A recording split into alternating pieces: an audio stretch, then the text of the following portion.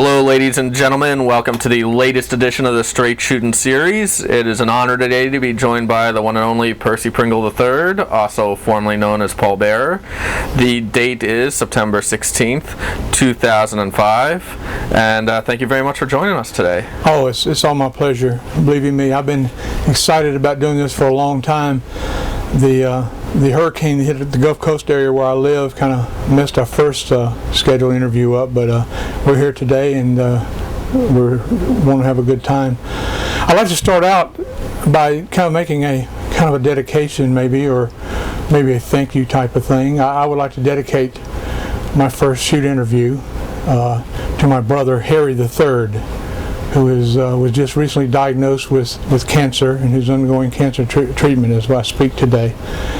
And of course, I'd like to thank my wife of 27 years, and without her, we'd have never had this long run as I did, and my two kids who were born in this mess, and my parents who took me to my first match. You'll hear about that in a few minutes. And just thank all of you for hanging in there with me all these years, and the ride ain't over yet. All right, well, let's start before you even broke into the wrestling business. I was reading on the website how you grew up watching wrestling live on Channel 5. What some of your memories that immediately spring to mind of watching that, and what was it about wrestling that drew you? Well, first of all, you need to understand where I came from. I was born in 1954, so we're talking about back in the way old school days. And of course, that's back in the territory system, and I grew up in what was called Gulf Coast wrestling, which was composed of the Panhandle of Florida, the Alabama Gulf Coast up to about Montgomery, Alabama, and Mississippi Gulf Coast up to about Jackson, Mississippi. And they had done their wrestling show at our local TV station, Channel 5, and they called it Wrestling Live on Channel 5. And I think my first memory probably was around the age of 4 or 5, probably closer to 4. But my whole family were always wrestling fans, but I can remember my parents taking me to the TV studios to see my matches. And I remember there's a couple of things that really stand out. There was a gentleman back in the day named Mario Glinto, and he's very well known in the South. He had that gypsy type of look, the long hair, the beard, the mustache, the big loop earrings in his ears, and he was a tough comer.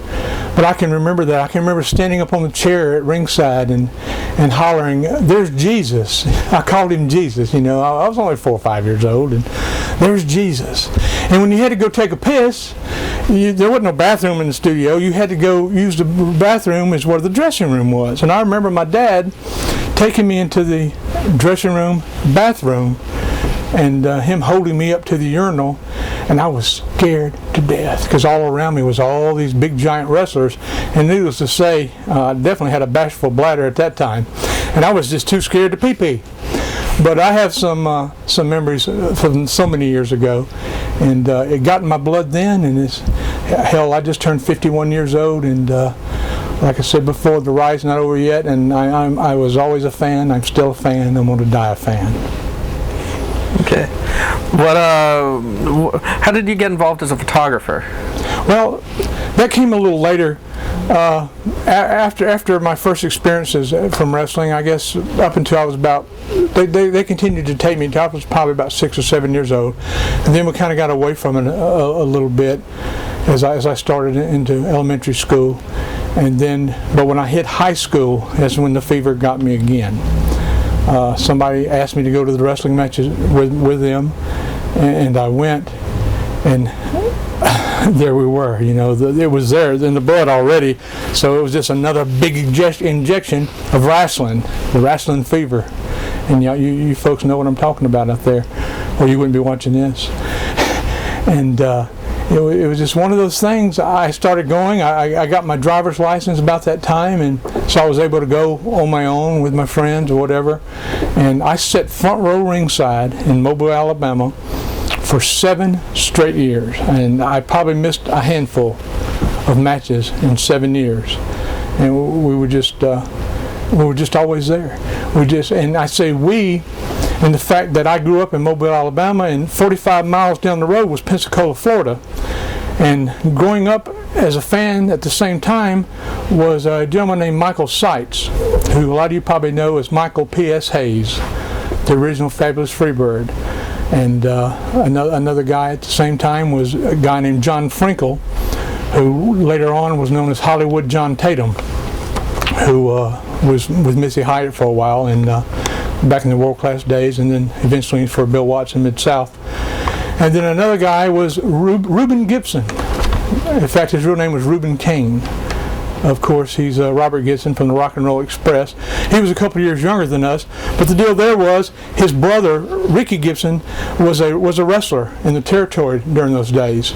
So we would kiss Robert's butt, because his brother was a wrestler. So, oh man, we know Robert Gibson. Oh yeah, he can get us in the back door and all that kind of stuff, So, you know the deal. That's kind of the way it was, and we just always hung around. Always hung around the back parking lot and carried the wrestlers' bags in. Michael Hayes always had to carry Mike Boyett's bag in. Mike the Hippie Boyett. I don't know if you folks ever heard of him. What a classic, what a legend he is along the Gulf Coast. But I always kid Michael all the time, and me and Michael have a very special bond from those days, and we got some more Michael stories as we get into this. But Michael used to carry Mike Boyett's bag in and do what we had to do. And of course, there's another very important character in this whole scenario. His name is Lenny Hawkins. He is known as Marvelous Marcel Pringle, and he's my cousin. The Pringle dynasty along the Gulf Coast, Percy Pringle, of course, and his cousin Marcel Pringle, who's still very involved in the Indies in that area today. So there was a little clique there, about 5 of us, all teenagers wanting to get in the business and dreaming the dream and reaching for the stars. And it was who's going to get in first? Who's going to be that one? So one fateful evening, we're all standing around doing our thing. We were at the Pensacola Auditorium this particular night. We're standing around there. The back door opens. Who walks in, already dressed in a referee's shirt, carrying a bag? Michael Hayes. So Michael Hayes got his foot in the door first. He was the first one out of the group to do something in the business. And so we were there. We were always there. If there was wrestling, we were there. And I started carrying a camera around with me. Started taking pictures. Being on the front row, I got pretty good at it. Got my own developing equipment and developed my own pictures and everything. And after the matches were over at night, after we'd go home and get in our backyard and do what we saw the boys do in the ring just a little while ago, we'd be in the backyard slamming each other on the ground, running our heads into the pine trees and everything, Talk about backyard wrestling. Hell, we were all backyard wrestlers. You play football in your backyard, you play baseball in your backyard. Hey, we wrestle in the backyard. What's wrong with backyard wrestling? That's another story too. I can get a little deeper in that subject later too. But I don't have a lot to say about backyard wrestling, except some guys take it a little bit to extent. Hell, we were bleeding ourselves in our backyard when we were 17 years old, when we got smart to the blade. Please, you're not going to hear me condemn backyard wrestling except jumping off the roof and using barbed wire and stuff like that and setting each other on fire. That's a little bit different thing. But back in the 70s, it wasn't that way. But anyway, back to the original question about me becoming a photographer. Like I said, I always had a camera with me, and the office people from Gulf Coast Wrestling, they knew us, because we were there all the time. And they said, Bill, you think we could look at some of your pictures? Maybe we can use some of them for some of our publicity. Sure, oh yeah. And so I showed them to them. They liked it. So I started taking pictures for the office, for the Gulf Coast Wrestling office, and the next day after the show, back in those days, the newspaper covered wrestling, and they would have the results in there, who won the night before. They would have a picture, so I would run home, develop my pictures, take it down to the newspaper office that night, and they would have my picture along with the story the next morning in the newspaper. And then I started doing a little writing for the After magazines. They used to have correspondent reports in the old After magazines, and my little deal was called Along the Gulf Coast by Bill Moody. And I would send the results from along the Gulf Coast, and that's kind of how I got my foot in the door, because the people, they saw me, and that's where I started getting smart to the business too, because I got a little bit closer to the ring, and I could see things a little bit better, and that's the answer to that question. I went off on a tangent, but that's me. You can hear a lot of that. That's fine. We encourage tangents. Well, you're going to hear it. But if I get too far off, just grab me and pull Percy back, believe me. Well, you mentioned that that's how you got smart to the business. How hard was it for the wrestlers to actually break kayfabe with Impossible. Impossible. I've been doing a lot of indies recently and talking to a lot of young guys and stuff, and some of them are real discouraged about how hard it is to get into the business, mainly because probably in the guys of this era, the 2005 era, there's virtually no place to work. Once you get in, where are you going to work? It's hard. But then when I look back at my experiences, it was hard for us, but for different reasons. It was hard for us because of kayfabe. Kayfabe wasn't broken. It was that simple. Like I said, we basically smartened ourselves up. We sat front row, we watched, we saw what they did. We'd go home, every week and get in the backyard, and eventually we built our own ring, and kind of basically trained ourselves. And when I got smart to the blade, I always heard rumors about the wrestlers cut themselves, but I never saw it. But the moment I saw it for the first time, I'll never forget it. It was Gorgeous George Jr. was working, I believe, might have been with Bobby Shane, the late Bobby Shane at that time. That's who pops into my mind.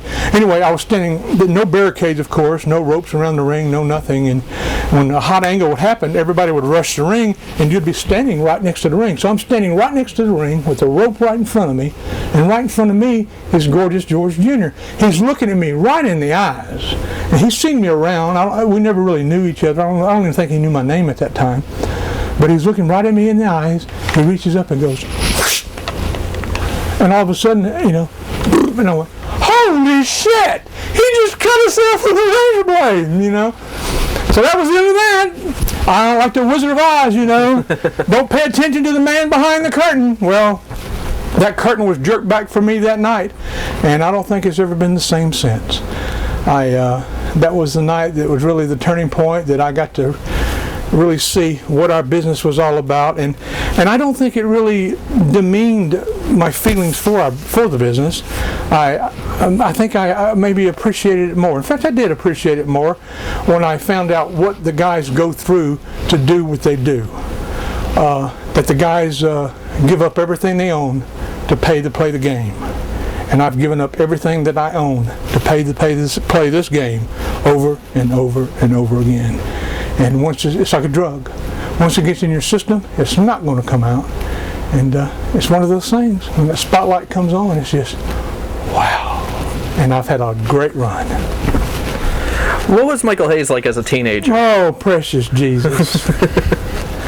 What Michael Hayes was a child of the 70s. We all were.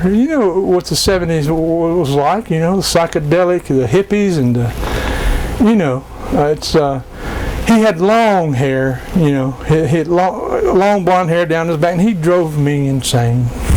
Always brushing that hair. I'm the hot child in the city, running wild, looking pretty, and it's all that BS. It wasn't, I call him BS. It ain't PS, it's BS. Please, I love him to death, and we have such a special bond. And he had a hard time. And it's no secret, I'm not talking behind Michael's back because we're dear friends and we talk very often. And he knows it, and the wrestling world knows that Michael Hayes was never really a great technical wrestler. It's pretty simple. That was the secret of the Freebirds. Now we're kind of jumping ahead here, but you asked me how he was when he was just a child of the 70s. And we'll talk about the Freebirds and all that story in a little while. I don't want to jump too far ahead. Okay. And then when did you finally get an opportunity to train to be a wrestler? How did that all come about? Well, we finally got a couple guys that took interest. And that was the deal then. You could not get in the business unless you had somebody that was crack the door open a little bit for you, where you could stick your head in, or stick your foot in. You couldn't do it. You could not get behind that wall of kayfabe. No way in hell. And growing up in the deep South, and it was, I've heard the stories how it was in other parts of the country back then, but growing up in the deep South, such as I did, it was really, really, really heavy there. It was so heavy that I'm finding out in later years that the family that ran that company, which was the Fields family, the father, the real name was Hatfield, or is Hatfield, And the father was the referee. His name was Speedy Hatfield. He had 3 sons who were tag team partners. There was Bobby Fields, Don Fields, and Lee Fields. Lee Fields basically was the promoter of the Gulf Coast Wrestling then. And I found out, in later years and just recently, that they didn't even smarten their wives up. Their families were not smart. Their kids were not smart. They smartened nobody up. And I just can't fathom that. How can you go home at night, after working and whatever, and go home and have to kayfabe around your family? It's hard enough sometimes back in the day to kayfabe around the fans and everything, but to go home and live your whole life is kayfabe. If you got injured in the ring in an angle, when you got home, you got to get your wife to get you an ice pack for your shoulder because your shoulder is hurt, right? They did it.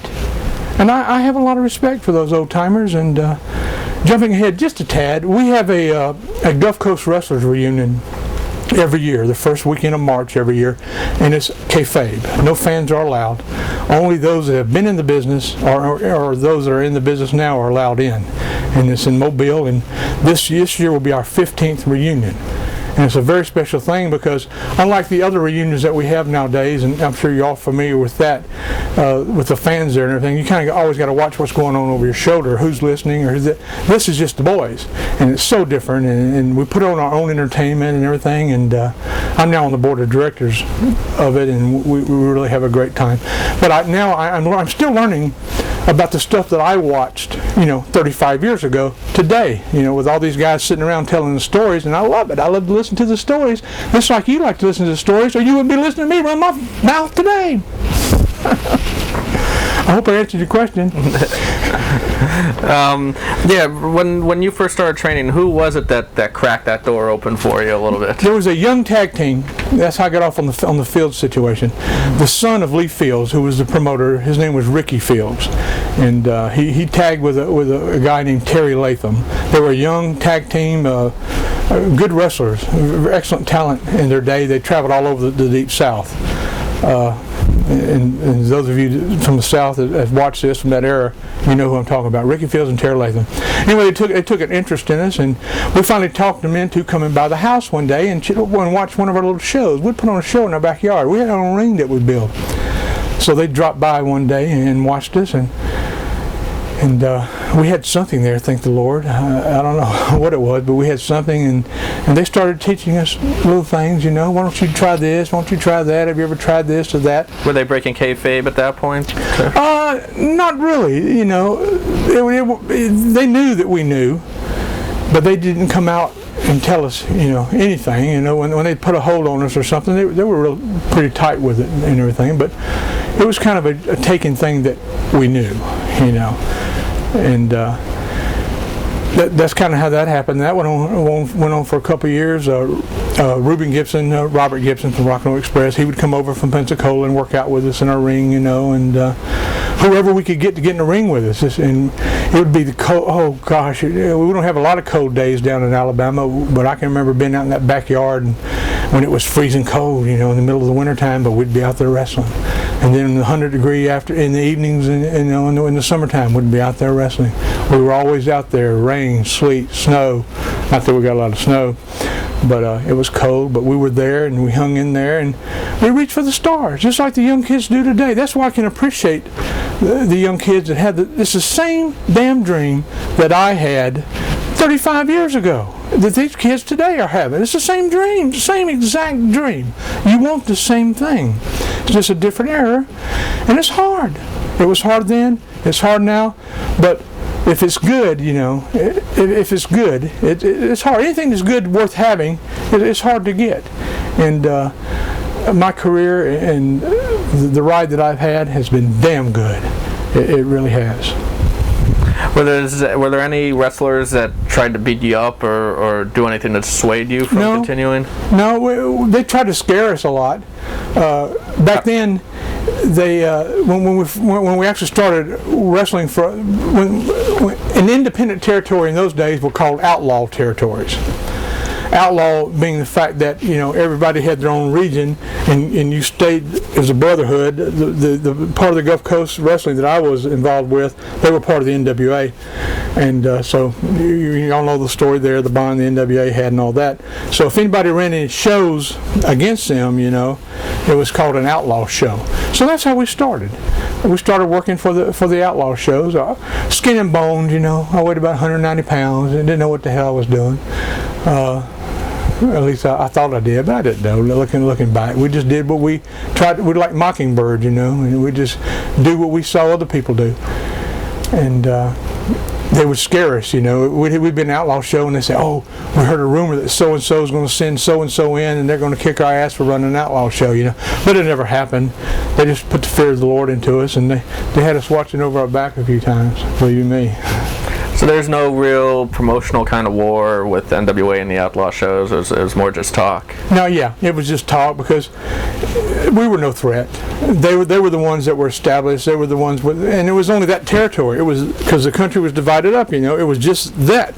That was all. And the Gulf Coast Wrestling, that was it. Gulf Coast Wrestling. They had the television. They had the stars. And they had it all. And we were just, if we were lucky to draw 25, 30, 40 people, we had a good night. But we were wrestlers. We were in the middle of the ring. We had a crowd. We were wrestlers. I'm a wrestler. That's the deal. When did you really start to be able to fine-tune your craft and get into, really working? Well, after when I graduated high school in 1972. And I didn't come from a real rich family. We never lacked for any love by far. My dad worked for the railroad, came from a railroad family. My grandfather was retired from the railroad after 50-something years. My dad retired from the railroad. So we were average middle-class family back in the day. And I knew that my parents couldn't afford to send me to college. And I wasn't a dummy in school, but I wasn't an A student either that could get a scholarship. So I knew that the only way for me to get an education at that time was to join the military. So I enlisted in the Air Force, and this was during the Vietnam War, and Vietnam was starting to wind down about that time, 72 and thereafter. So I enlisted for 4 years. So right out of high school, I went straight into the Air Force. And while I was in the Air Force, I continued to watch wrestling wherever I was, whether I was in Texas, and I was in Mississippi, in Keesler Air Force Base for a long time in Mississippi, so I was able to watch the wrestling out of New Orleans and Oklahoma, which eventually became down the road Mid-South Wrestling, the Bill Watts wrestling. But I always kept up with wrestling, it's always been wrestling. So while I was in the Air Force, I had the opportunity to believe. Now you got to picture this. Most of you folks only know me. Many only know me as Paul Bearer. There's a lot of you that remember me as Percy Pringle, but I certainly have never been one that you would never consider an athlete by far. But here I was going to the gym every day because I was a wrestler. I had to work out, and I never was an Adonis by far.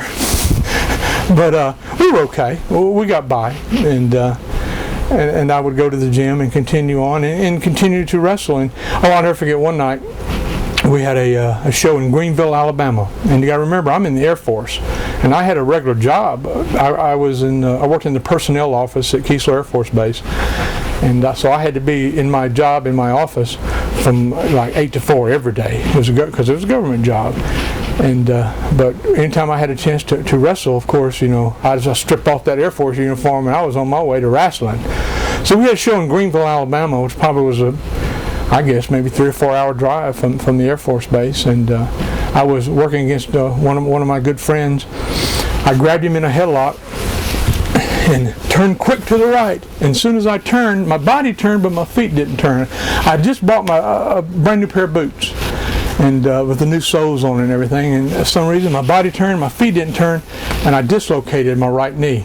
It just went completely out of whack. From the head, we just locked up into a headlock, boom, dislocated my knee, and down I went. I went, oh Lord, how am I going to explain this to the Air Force?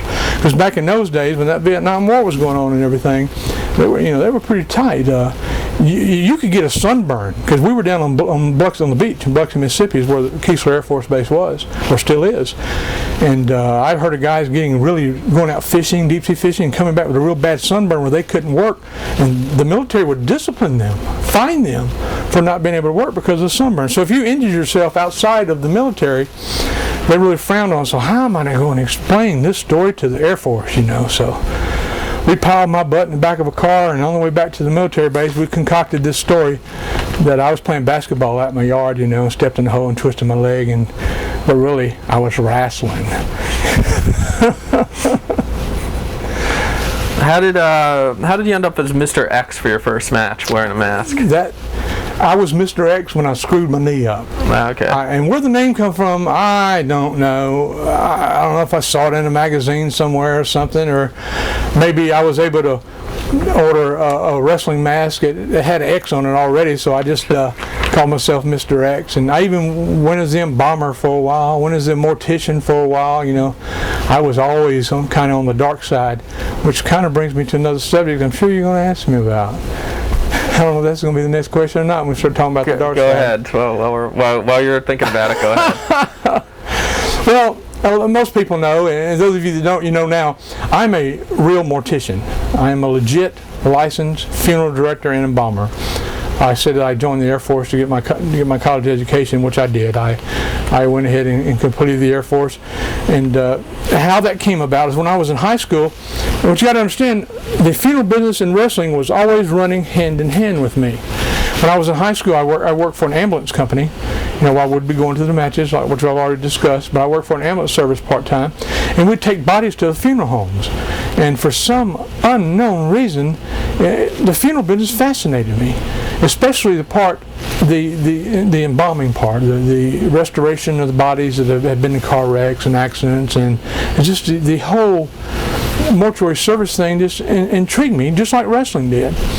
So it's always been the funeral business and wrestling business.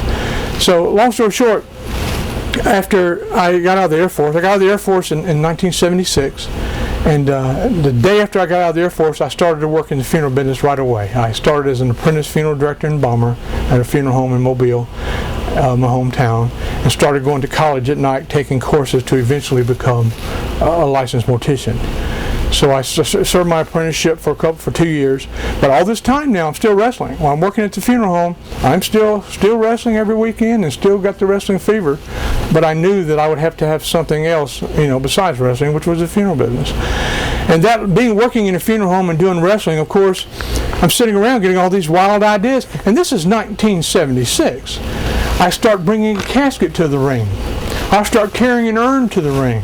1976, who would have ever thought what happens years later down the road, and who would be the man that would take my wrestling career and take my funeral career and put it together and create the Paul Bearer character? Whoever thought that would happen in 1999, and 1989, 1990.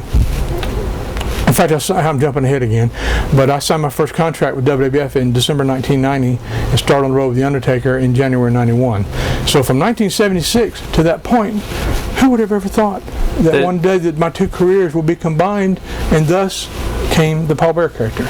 Did Vince McMahon know in 1976 that you were doing that? We're really jumping way ahead, but I'll touch on that just because there's so much that leads up to that. We just started, and there's so much that leads up to that for you to really appreciate how that happened. No, Vince did not know that I was a legit licensed mortician and funeral director when he first interviewed me for the first time. And he didn't know you were bringing an urn to the ring and had the casket? No clue, knew nothing about it at that time.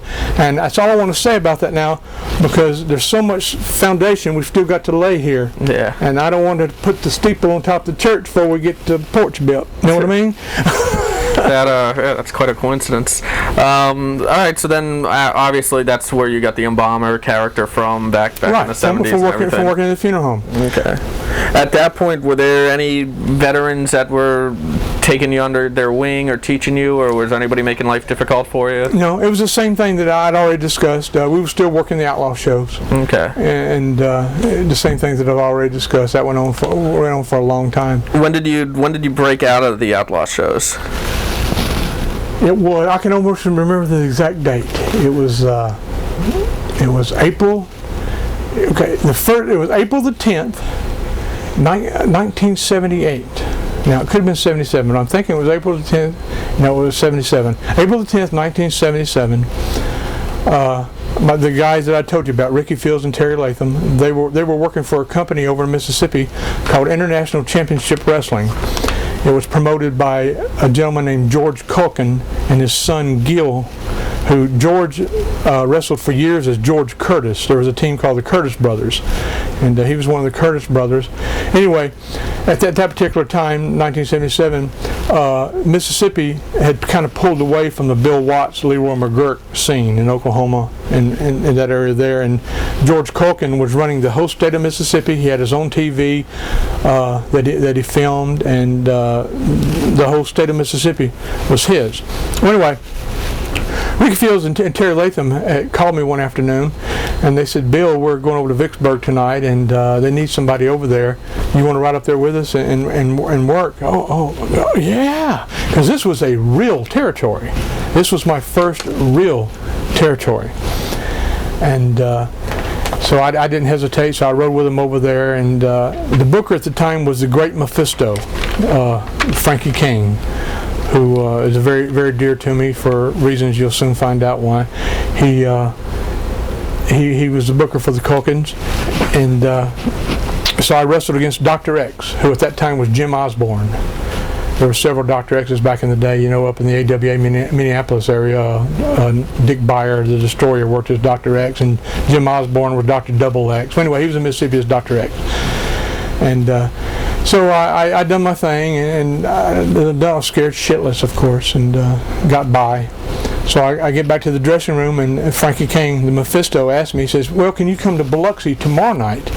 And we can use you again down there."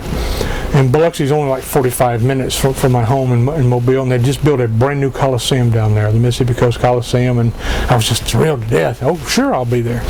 So I made the show the next night and worked again. And when I got back to the dressing room, Mephisto's standing there in the dressing room door, and he goes, "Bill, have you ever thought about managing?" That kind of told me something. It's like, we've seen you work, right? We've seen you wrestle. Have you ever considered managing? But, have you ever thought about managing? No, sir, I haven't. He said, "You want to try it?" And I says, "Sure," because I wanted anything to do with wrestling, I wanted to be a part of. So, good old Frankie says, "Well, let's call you Percy Pringle." I'll never forget it. They had a tag team there called the Mongolians, two Samoan guys, two legit brothers. Tapu and Tio was their name.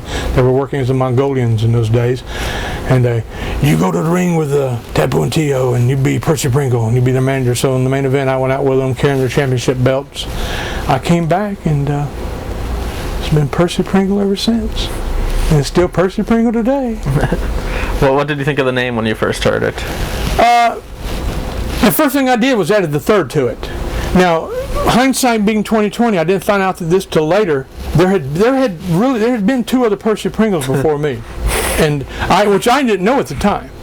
One guy's name was a Canadian guy from Vancouver, Canada, who I'd met later. He'll come into the story in a little while.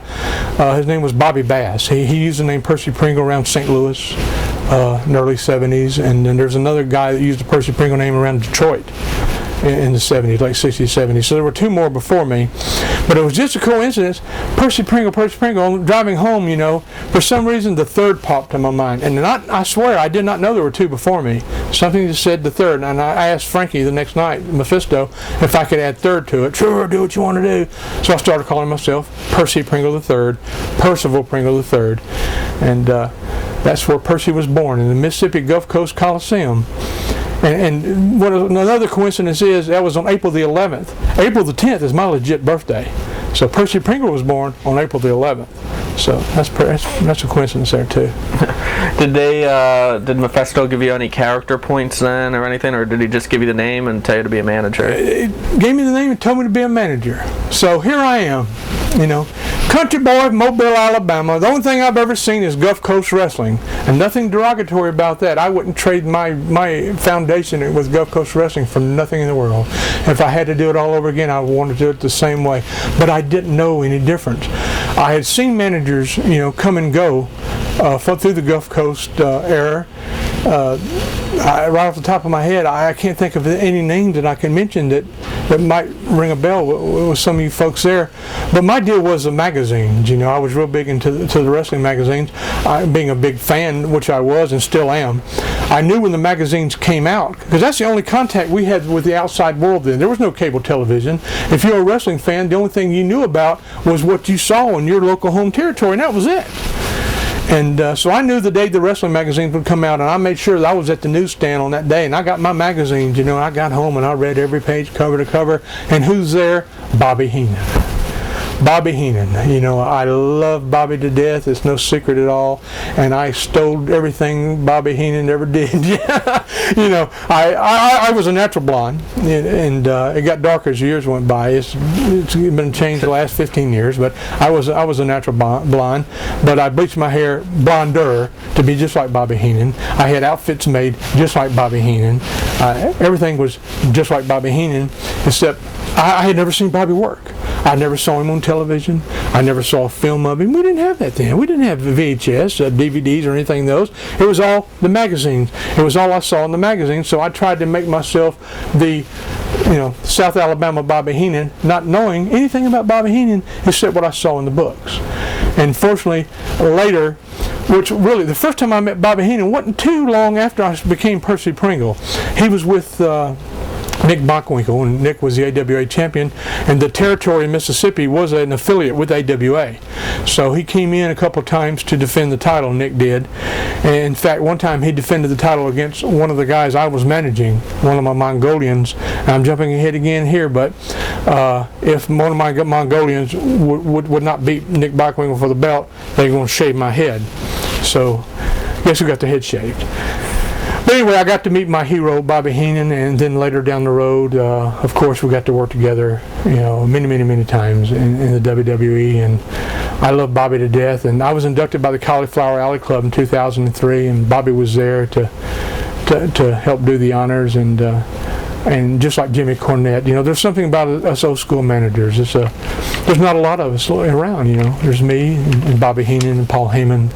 And Lou Albano's, really sick these days, but there's not a lot of old school managers anymore, and I feel that we share a special bond because nobody else have experienced and had the careers that we've enjoyed, and maybe nobody will ever will again because the business has changed so tremendously. And I would love to see the part of a manager come back. I don't think it's a completely lost art as long as there's a Jim Cornette, as long as there's a Percy Pringle, and as long as there's a Bobby Heenan and Paul Heyman. It's not a lost art because we certainly want to pass on our knowledge to the younger guys. But there's not a lot of younger guys out there that want to be managers. They want to be wrestlers. Because the wrestling has changed so much. A lot of indie wrestlers today, and taking nothing from them because there's some fantastic talent out there.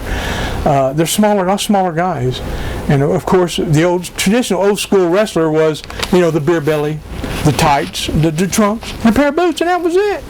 That was your wrestler back in the day.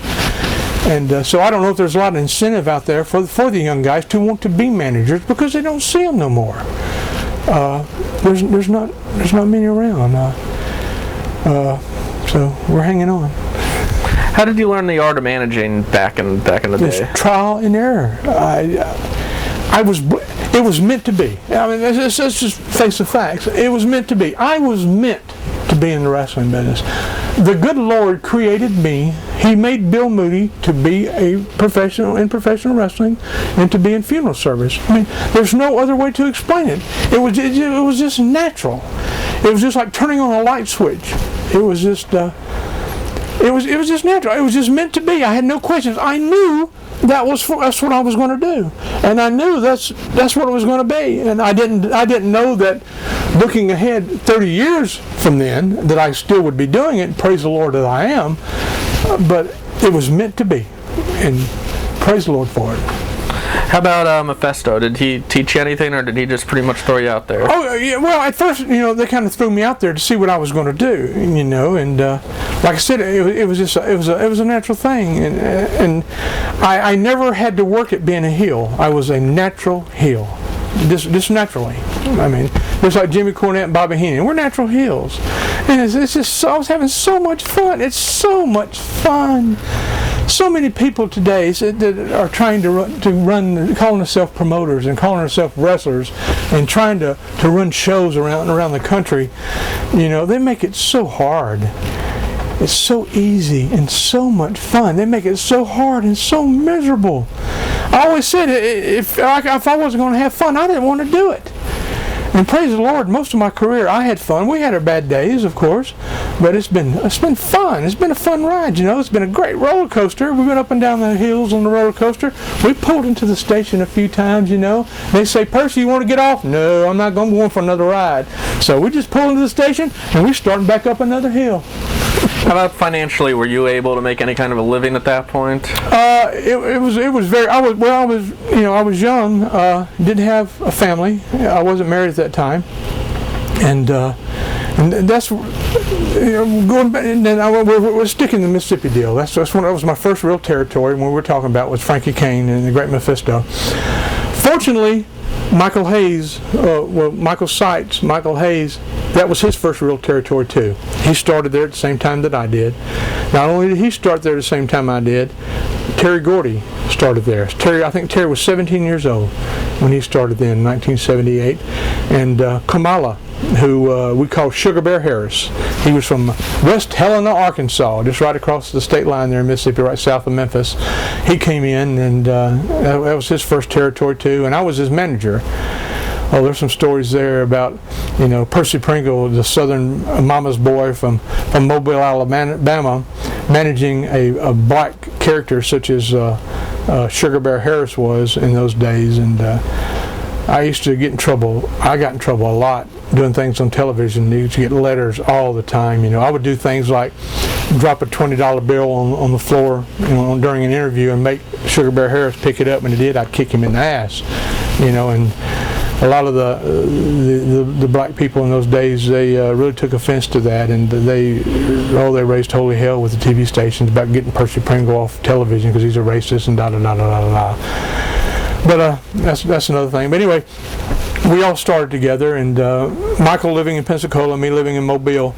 I was in the middle of Florida and Mississippi, so Michael would drive over, which is another story.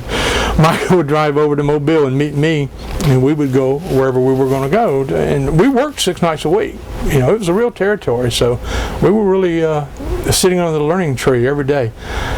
But Michael was never on time, always late. We would meet it was a Holiday Inn. It was a Howard Johnson's, I-65 and Highway 90 in Mobile. It's still there.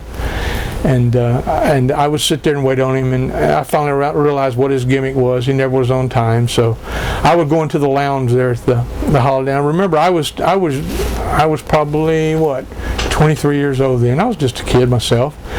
And I'd sit in there and start having a couple of cocktails waiting on Michael. And sometimes it was turned into more than a few cocktails waiting on Michael. But Michael would do things. Michael always had these $200 cars. He never paid more than $200 a car for anything he ever owned until he got his first break as one of the Freebirds. I'm telling you, he'd drive these beat up old cars, no air conditioner, just the steel belt showing through the rubber on the tires, just brutal. No, some of them didn't even have any windshields in the damn things. So he would drive these things over there, and some of them made it to Mobile and some of them didn't. If they didn't make it, he left the car right on the interstate, right where it died. That's where he left it, and get him another $200 car. He was a cheap son of a bitch, and he's still a cheap son of a bitch, but he's still working for Vince. Well, somebody's doing something right, Michael. Yeah, right. How he does it, I don't know. I have a new respect for Michael. But anyway, One story that I'll never forget, and we bring up quite often. Michael likes me to tell this to some of the boys that haven't heard it. Is that I'm sitting in the lounge of the Howard Johnson having that's where I had my first infatuation with Jack Daniels. And of course, the Freebird, the history of the Jack Daniels. It all started right there. So I had a couple of Jack and Cokes, and the phone rings at the bar. It's in the afternoon. There's not a lot of people around except real drunks, and stupid wrestlers sitting around there. So the phone rings and the bartender says, "Hey, Bill, Hayes is on the phone." Yeah, I was going to say it wasn't Hayes then, but he was Hayes. Great Mephisto. Frankie Kane named him Michael Hayes too. He got his name from Great Mephisto. In fact, he was called Lord Michael Hayes at that time. He said, "Michael's on the phone," so I get on the phone. There wasn't no cell phones or nothing then. So I get on the phone. "Percy, I'm broke. I got a flat tire down here on the interstate. I'm at exit so-and-so and so-and-so. You've got to drive over here and pick me up." And of course, I'm on a bitch, as usual. "Oh, hell, damn it, da-da-da." Anyway, I get in my car, and I drive over to pick Michael up. And there he is, sitting in the parking lot of a truck stop with a flat tire. Hadn't called me, had the balls to call me, and had me drive 30 miles to pick him up, and he's sitting in the parking lot of a damn gas station. Like they don't have a tire iron or air or can fix a flat or anything like that. So, of course, I bitched all the time, and I'm still a bitch, and I'll never quit being a bitch. Some people love me for being a bitch. I'm a bitch, what can I say? So I get out of the car, and I still don't know if the truth, if he was really working me or not, if he actually knew that he was in a truck stop, or if he didn't know. I never really got that out of him. Still haven't got it out of him today. But I raised totally hell that he called me to drive 30 miles, and there he is sitting in the parking lot of a gas station. Please, that's another Michael Hayes story, and they're endless. One time I broke down, so I'm not driving again. I am not driving again. I've had all I can take. You drive. I don't give a damn if your car breaks down or not. You're driving tonight. So we were going to Meridian, Mississippi, up one of these old logging roads with pine trees on both sides. And at nighttime it was really, really dark, because tall pine trees and what light or stars or moon there was couldn't get into the road. So he drove like he was Dale Earnhardt, the stories I got driving with some of the guys through the years. Anyway, that's some more stories. Anyway, this particular night, we're hauling ass up this little 2-lane country road, and all of a sudden, Michael goes, "Look!" And by the time he said, "Look," I looked, there's a Coke machine, a full-size Coke machine laying in the middle of the road, sideways, right in front of it. I mean, it's, "Look!" And there it was. And, my life was in Michael Hayes' hands at that point. Boom, he swerved, hit the shoulder of the road. Fortunately, there was a shoulder, and we was able to get around and everything, and it happened so quick, and we stopped, and we just look at each other, was that what I think it was, and I still won't put him over that he saved my life that night. To this day, he didn't save my life, but Michael behind the wheel of a car. Another story with Michael Hayes. I was driving my car. I had a brand new car, brand new 1978 Mustang, brand spanking new. I bet it didn't have 5,000 miles on it. We were driving from Mobile up to Jackson, Mississippi. It was passing through Hattiesburg, Mississippi. And anybody knows anything about wrestlers, they know about the Waffle Houses. We have a great fondness for Waffle Houses. That's the only place that's open late at night after the wrestling matches, after you've been to the bar. Food's good. Food's excellent. Look what it's done to my life. But anyway, it was a choice. Waffle House was on one side, and on the other side of the street was what down south it's called the Crystal Burger. Up north it's called White Castle. It's a very similar thing. So I wanted to go to Crystal. Michael Hayes wanted to go to Waffle House. That's like, I like country music. He liked rock and roll. I wanted to go. It was always we never agreed on anything except we love wrestling. So once again, he won again. So I turned into the damn Waffle House, and we pull up in the parking lot, and I look in the Waffle House, and there's a line out the door. And I go, "Ha ha ha! Oh, we're not going in there after all. We're going to go get some crystals right across the street." So I won this one. So I jump in the car. I'm Mr. Tough Shit now. I finally got one over on Michael Hayes. So as I'm pulling out of the damn Waffle House, it's on a busy 4-lane highway, and this is about 1 o'clock in the morning. There were some 18-wheelers lined up in front of the Waffle House on the highway, on the shoulder of the road. So I pulled up, and I wasn't paying no damn attention. I'm just a damn kid having a good time being a wrestler on the road, you know. So I pull up. I didn't look. My looking was probably about that much, and I started crossing the highway. Here come this Jeep, hauling ass about 70 miles an hour, and caught my brand new Mustang right in the front. And I can remember it right now, just like it was yesterday. I can see that Jeep flipping in the air right in front of us, just and lands on the side over there. And fortunately, me and Michael weren't hurt. You know, we got banged around a little bit and heads hit and stuff like that. But the next thing I remember, and this came from me, you know, working in the ambulance business, you know, during my teenage years, I was up on top of the Jeep, and Michael will tell you this, that he remembers me up on top of the Jeep, breaking open the door to get the people out of the Jeep. But I guess I done a job for Michael again there. I guess I've done this here 35 years, and I'm still doing a job for Michael Hayes. So let's don't put him over and tell any more Michael Hayes stories. Let's talk about somebody else. How about you mentioned a 17-year-old Terry Gordy getting a start back then? 17-year-old Terry Gordy. What was Gordy like? He was the same way then as he was the day we lost him. He's a very, very dear friend of mine. I miss him so much. I knew his kids. I knew his wife. I knew his mothers and sisters, his family, and we ate at each other's table, you know, and we traveled down the road so many miles, and he was just a young kid from, you know, Chattanooga, Tennessee that shared the dream that we did, the same dream that I talked about earlier, that wanted to be a wrestler. But he had it. And there was something about the young Michael Hayes and the young Terry Gordy. And they had it, had the it thing, and you know, it's hard to give that definition of what that it is, but it was there. And I knew it was going to happen. We'd ride down the road and they'd talk about, you know, putting on Confederate flags and calling ourselves the Free Birds and playing Leonard Skinner and all this kind of stuff. And, yeah, Michael, and always, yeah, Michael, just to make him shut up. Yeah, Michael, you know. But in the meantime, all of a sudden they'd go, oh, cow pasture, stop, Percy, stop, a cow pasture, stop. What do you climb over the fence and go over and pick mushrooms out of the cow pasture? Now, we won't go any further into that subject, but at this point, anybody that's ever went out and picked mushrooms out of the cow pasture sure wouldn't go make spaghetti with them, if you know what I mean. Now, this was back in the 70s, the psychedelic period. Okay, enough said. So those were the days, and Terry Gordy is a fantastic talent that I just, you know, it has a very, very special place in my heart. I love him to death.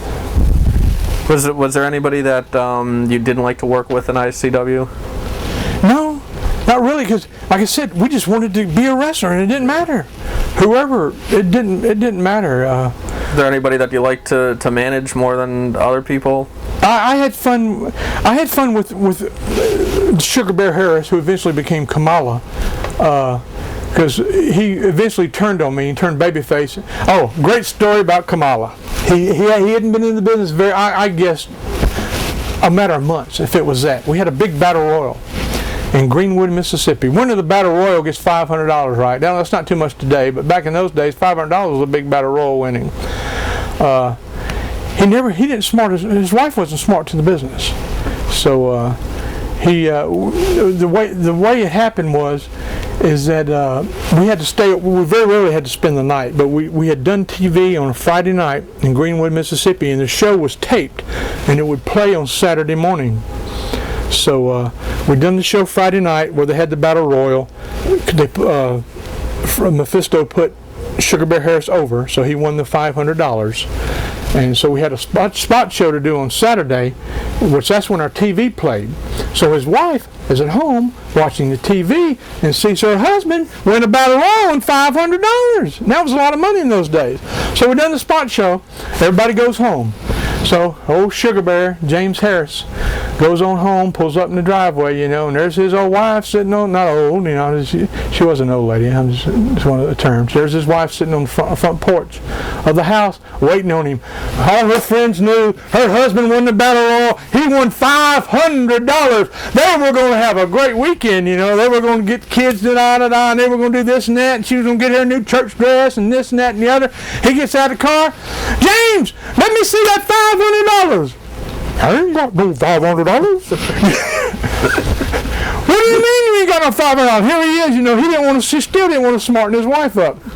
Now you got a picture of this. This is up in Mississippi, out in rural Mississippi. Across the street from his house is a lumber yard where they cut pine trees and make telephone poles and 2x4s and shit.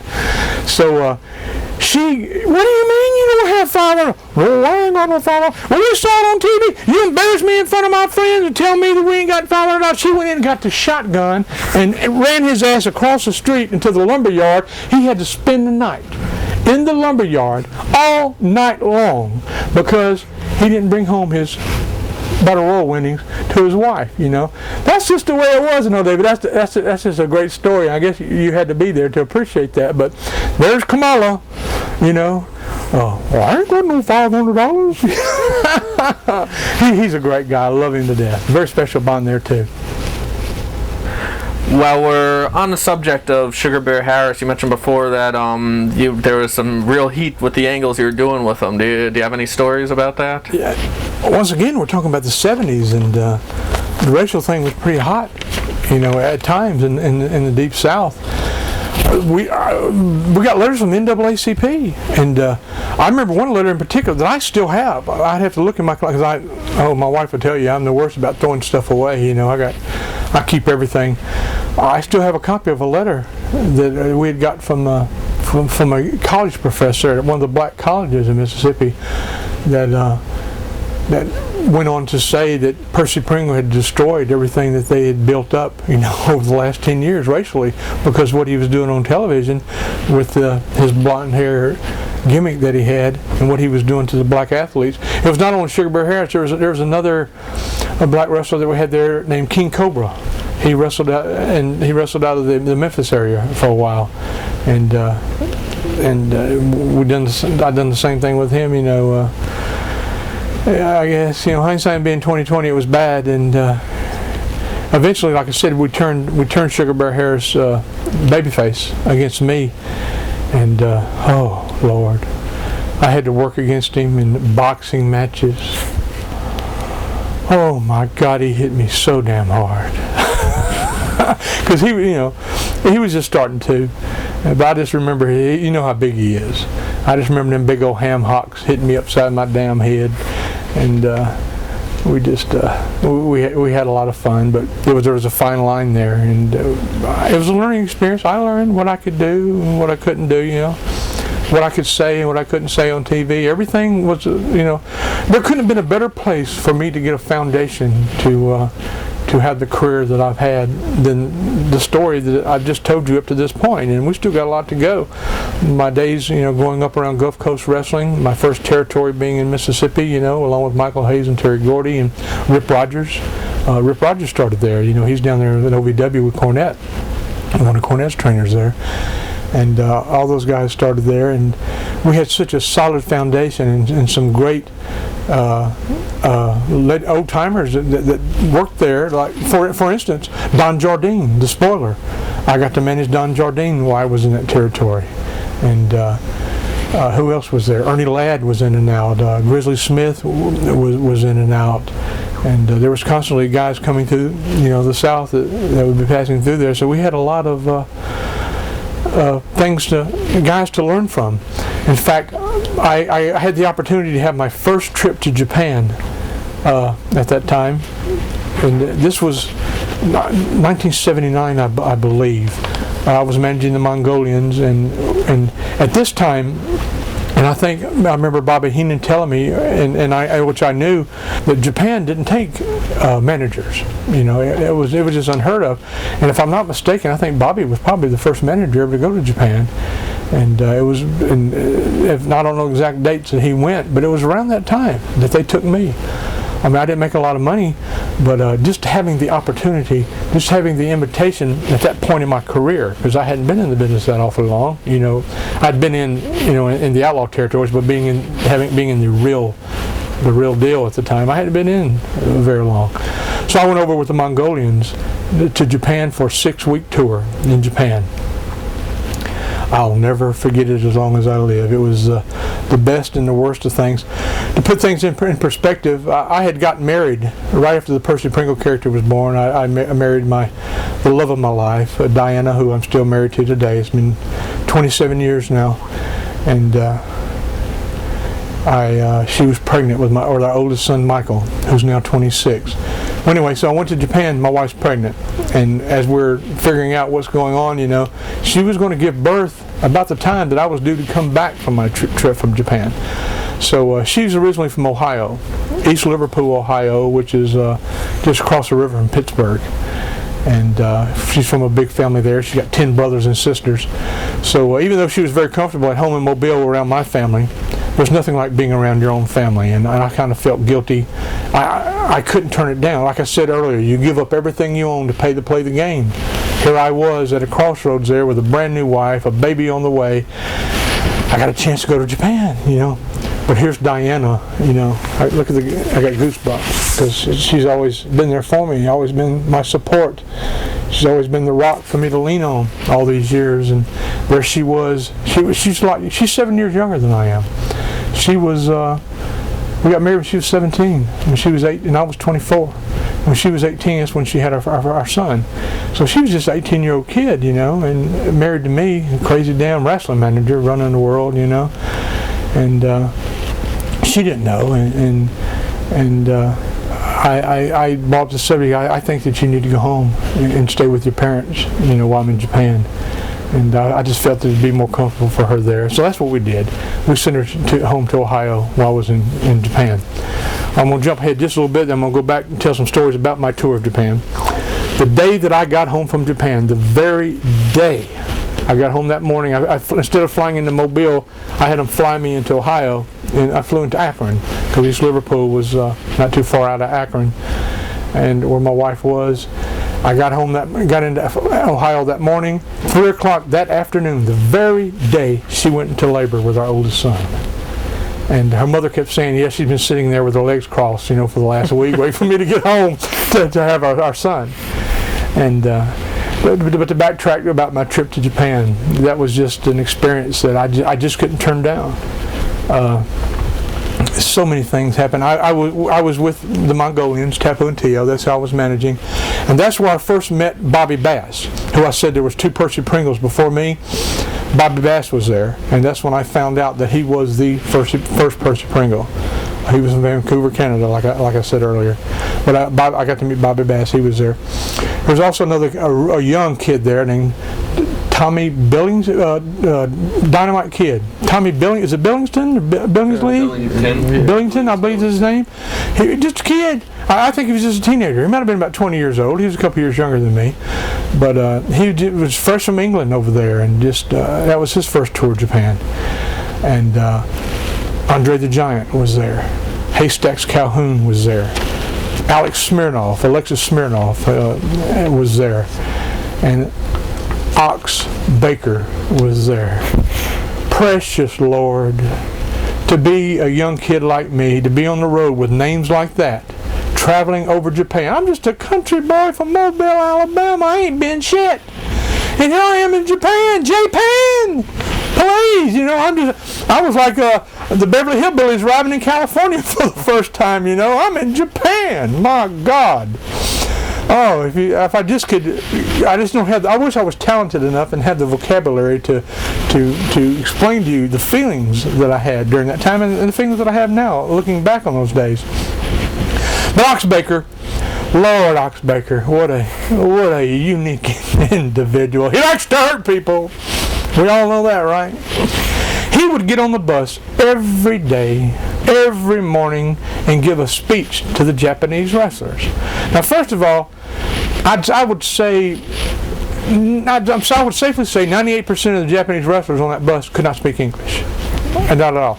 But Oxy, He'd climb on that bus in his flip-flops with his toenails painted. I bet y'all don't know Ox Baker paints his toenails. Still paints them today. I don't know how old he is now, but Ox Baker has always painted his toenails. That's the gimmick. He wore boots in the ring, but nobody ever knew. But Ox Baker always painted his toenails. Like I got pierced. No, I don't. Ox Baker painted his toenails. Anyway, the story I was getting to, he'd get on the bus, he'd grab the microphone, and he'd have a word for the day. Every day he'd have a word for the day. And nobody understood him but us, but it was so much, just so entertaining for us. He'd get on there and go, "All right, boys." He'd do his eyebrows, and his goatee. The word for the day is sell. S-E-L-L. We're going to teach you Japanese boys how to sell. Of course they didn't sell back in those days. I don't think they do today, do they? But it was just so entertaining to have Ox there, and being a kid like I was, and away from my new wife and my baby that was on the way. There was a lot of lonely times over there too. It was good being there, but it was lonely. It was a very, very lonely time, and he helped me get through a lot of lonely days over there, and especially being around Andre the Giant. There's a lot of stories about Andre, but one of my favorite Andre stories is I've always been on time. My entire life, back to the Michael Hayes deal, right? Like I said earlier, I was always early, he's always late. I'm always early. I try to be late and can't be late. That's just the way I am. And a lot of times it's been more bad than good for me, because I get real anxious, and if somebody's late, I just can't take it. You've got to be on time. That's my thing. Anyway, we had to be on the bus. Let's say 7 o'clock one morning, and for some unknown reason, no, it's not an unknown reason. I had went out and had a few drinks in Japan with some of the boys that were there. And I was a young kid. I had, even though I said I used to drink some Jack Daniels, in the bar waiting for Hayes, I really wasn't too much of a drinker. I kind of blew that out of proportion. It was just a little bit here and there. It didn't take much to get me fucked up. But anyway, we went out, got fucked up. You get in the morning, you lay down in your bed, and you got to catch the bus at 7 o'clock. So this morning I slept in late. Here they come beating on my door. "Percy, the bus leaves in 20 minutes or something. Get up." So I throw my shit together, run downstairs. I see Andre sitting in the restaurant, right in the restaurant there in the lobby of the hotel. And I walk up to Andre and I asked him, I said, "Do I have time to get something to eat?" And he said, "Yeah, make it quick." So the Japanese waitress walks up. She can't speak English, of course, and she's wanting to take my order. And I pointed to Andre and I went, same as Andre. All right, and Andre just smiled. He went to go up to get his bag. He left me there and left to go get his bags. A few minutes later, here comes this waitress with a damn tray. I'm not shitting you. A big tray.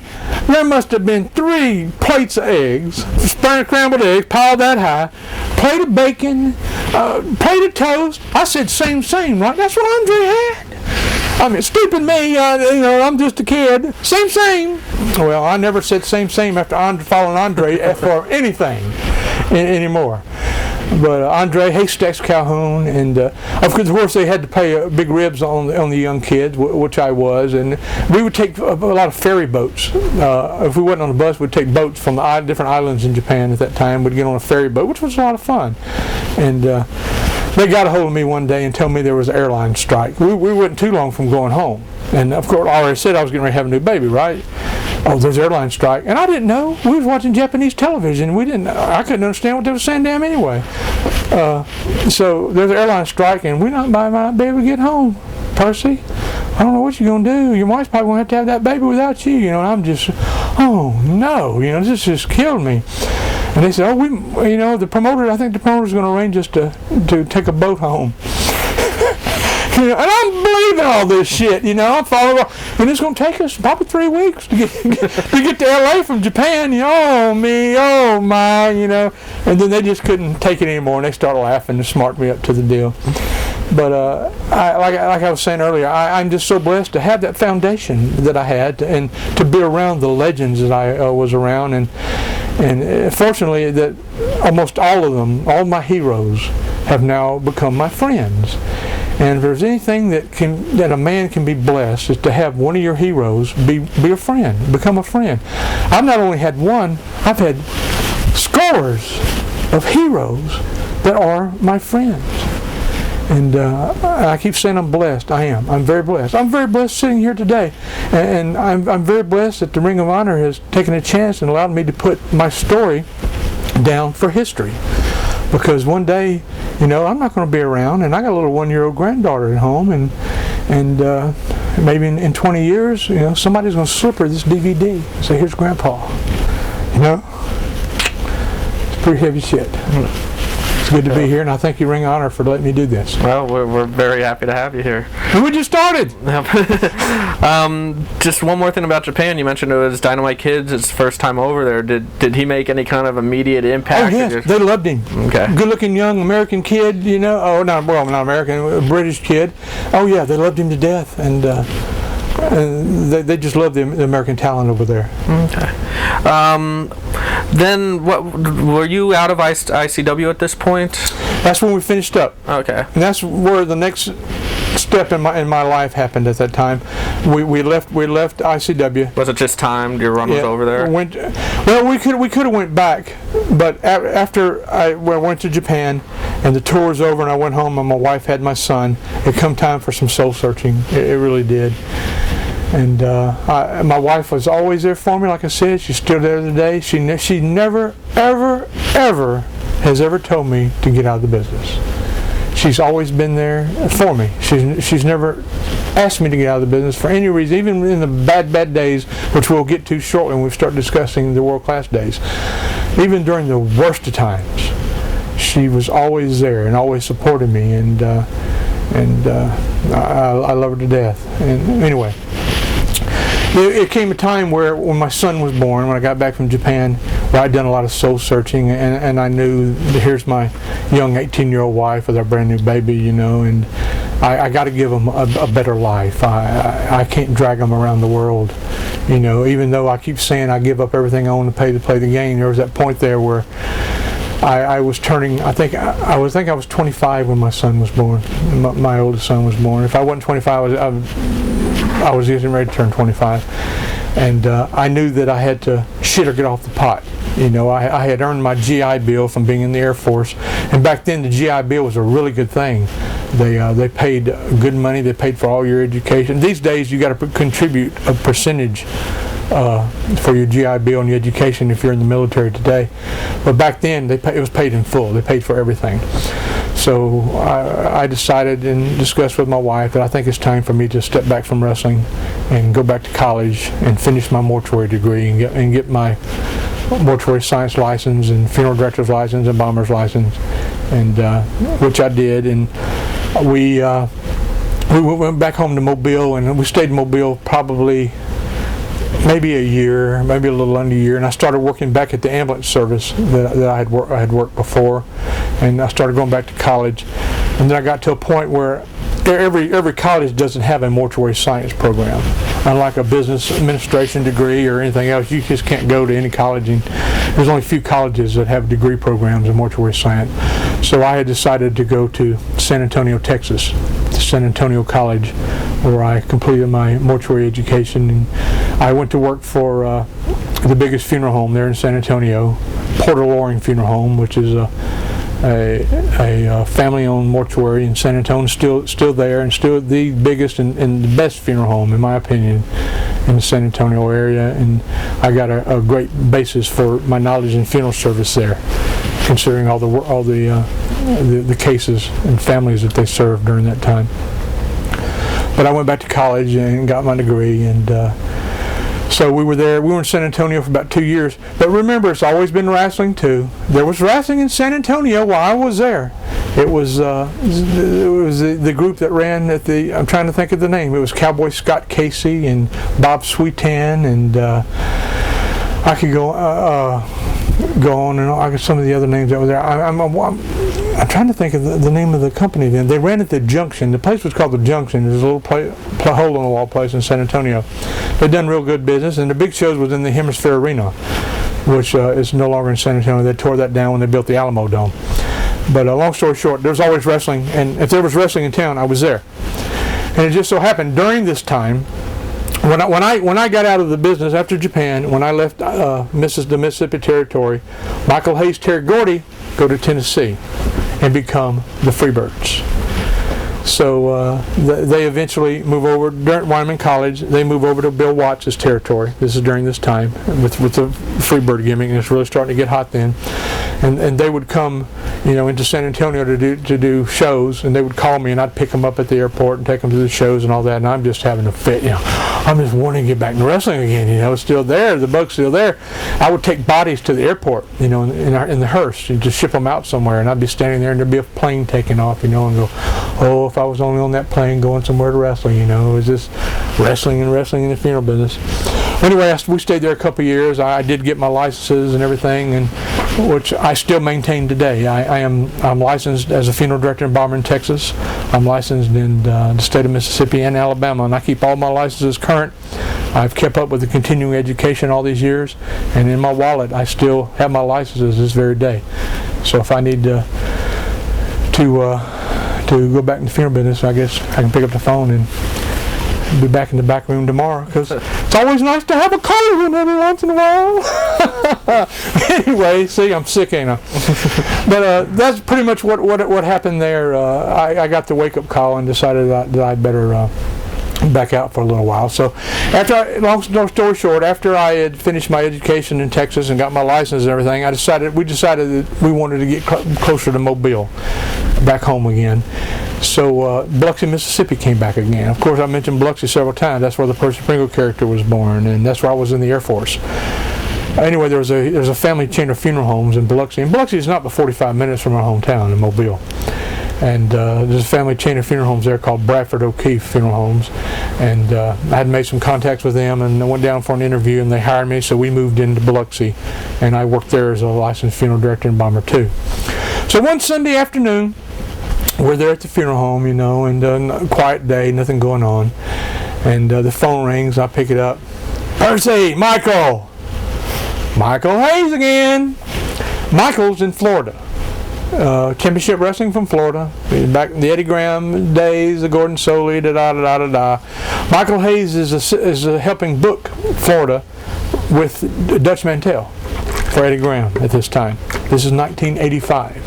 To kind of update you a little bit, that's where the first 5 years of the 80s is when I was getting my funeral director license. So 1985 comes. Oh, I think we got a spot down here for you, and that's all I needed to hear. And here I am, settled into the funeral business, and still loving wrestling and all this, and that's all I needed to hear is my dear friend Michael telling me that he has a possible spot for me. So he says, "You're interested?" Hell yeah, I'm interested. So I'll tell you what, let me talk to Eddie and I'll get back to you. So he called me back in a couple of days, says, okay, Eddie wants you to come down, we're going to shoot a couple vignettes with you. So I wiggled my way around the funeral home, and I never told him what I was doing. I just told him I needed some time off. And they flew me down to Tampa, and I'd done a couple of vignettes with the Pretty Young Things, Norville Austin and Coco Beware. And they called me the Boss Man. And so I think we've done a series of 3 vignettes. They kept talking about the Boss Man coming in. The Boss Man's coming. The Boss Man's coming. They never said who the Boss Man was. And they'd done this for 3 weeks.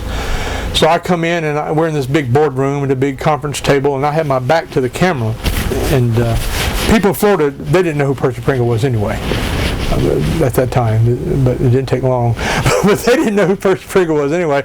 So I got Coco Ware on one side, Norville Austin on the other side. They're doing the Pretty Young Thing gimmick, if you've ever seen that. They had the big boom box with the music playing, oh, the Boss Man's here, da-da-da-da-da. And all of a sudden, I spin around that big chair. Surprise, surprise, surprise! It's the Boss Man, Percy Pringle III. Percy arrived in Florida in 1985. And the rest is, I was going to say rest is history, but I'm going to start telling you some stories from Florida, and Lord, do we have some stories from Florida, because those were some days too. Like I said, Michael Hayes was booking there with Dutch Mantell, and so we started the Pringle Dynasty. That's where I was first paired up with Rick Rude, the Ravishing Rick Rude. They brought Rick Rude in from Tennessee. They brought in Dewey Robertson as a missing link. So the first Pringle Dynasty was myself and the Pretty Young Things, Coco Beware, Norville Austin, with the missing link, and Rick Rude. So after we'd done that vignette where I made my surprise, I'm on my way to Tampa we built up a deal that I was going to be arriving. We done TV live at the Tampa Sportatorium with Gordon Soley every Saturday morning. We'd done the TV live, so that we had a date that we were shooting at that Percy Pringle was going to arrive in Tampa for the first time. So they had the cameras out at the Tampa Airport, the Tampa International Airport, awaiting the arrival of Percy Pringle III for the first time into that territory. And this was taped. On television they pretended like it was live, but it was not. We pre-taped it. But Percy was going to arrive on this big Learjet. They had a limousine there. Coco, the Pretty Young Things are there with their sequin outfits and the Michael Jackson gloves and the boombox boy, and they're booming out waiting for Percy to come. They're watching the skies because Percy's going to arrive anytime in this big Learjet. So they're sitting there, the music playing and everything, and all of a sudden, here comes this old smoky-ass old Cessna airplane. I'm talking about old. Smoke coming out of the engines and shit. Pulls right up in front of the limousine. They're going, hey, that's where the boss man's jet's going to park. Y'all get that plane out of the way. The boss man's jet's going to park right there. About that time, the camera zooms in. Here's this face pressed up against the back window of the airplane, beating on the window. Hey, let me out of here! Let me out of here, you know. And they look at each other. Where's your Learjet at, you know? So they open up the baggage, not the door. They open up the baggage compartment, and I back my fat ass out of the baggage compartment and turn around and make my appearance in Florida for the first time, you know, live. And Rick Rude comes out and starts telling, oh, the boss man's hot. Oh, his Learjet's been called in for maintenance and da-da-da-da-da. So they had to bring him in on this thing here. And I start going off on Gordon Soley. Oh, I love Gordon Soley's the best. God rest his soul. I was so blessed to be able to work with Gordon Soley during this time frame. I just can't say too much about him. There's been a lot of great announcers in our business, but Gordon Soley is, without a doubt, the king, and JR, you know, right underneath him.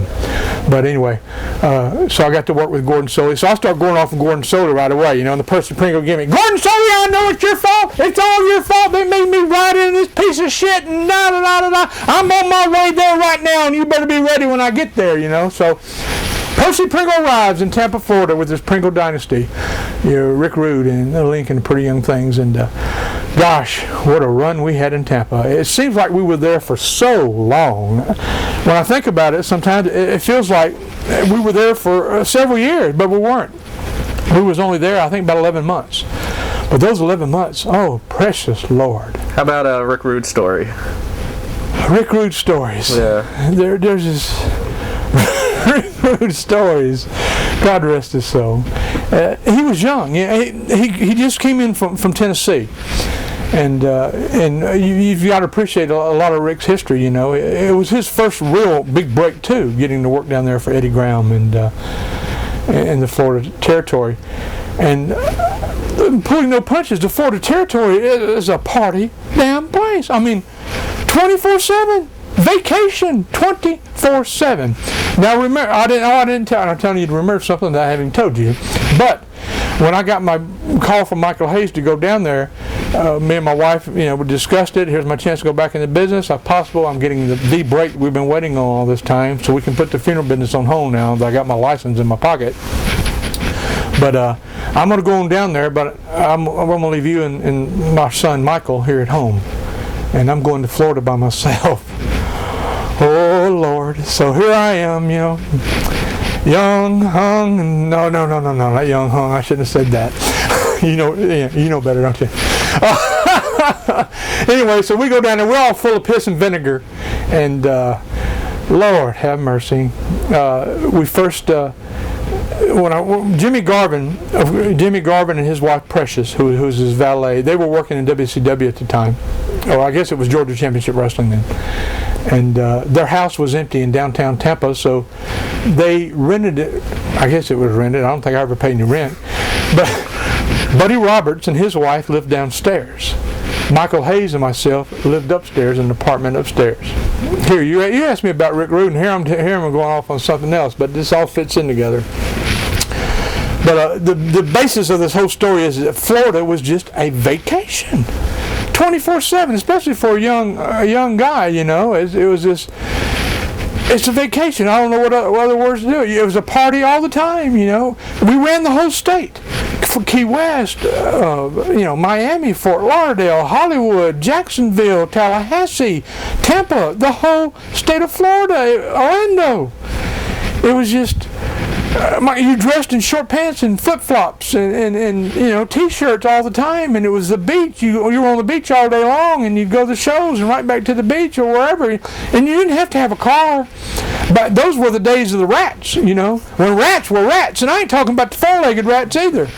And there were a lot of sweet girls down there. I hate to even really call some of them rats, because some of them were very, very, very good friends, and they took care of us, and you didn't have to have a car because they would take you wherever you needed to go. They made sure you had food to eat, you had a place to stay if you needed a place to stay, anything you need. There were these girls that were just loyal fans that loved to help out the boys. And some of them were rats, if you want to get down to it. Some of them were the nastiest things that could crawl out, from under a damn trash can. But a lot of them were really nice girls, and they really were. I still get emails from some of them every now and then. I love them to death, and still do after all these years. But anyway, like I said, we never had to have a car or nothing. Me and Michael Hayes lived in like a $80 a week little hotel room. All we needed was a bed and an ice box. But Rick Rude, I just don't know where to start with Rick. He, like at the beginning of the story, before I got off on this tangent, he was just a young guy. He's straight in from Memphis, just getting his first break in the business. And Rick was always the tough guy, not just in his persona on television. He was a legit tough guy. He was a arm wrestling champion. I don't know, a lot of people didn't know that.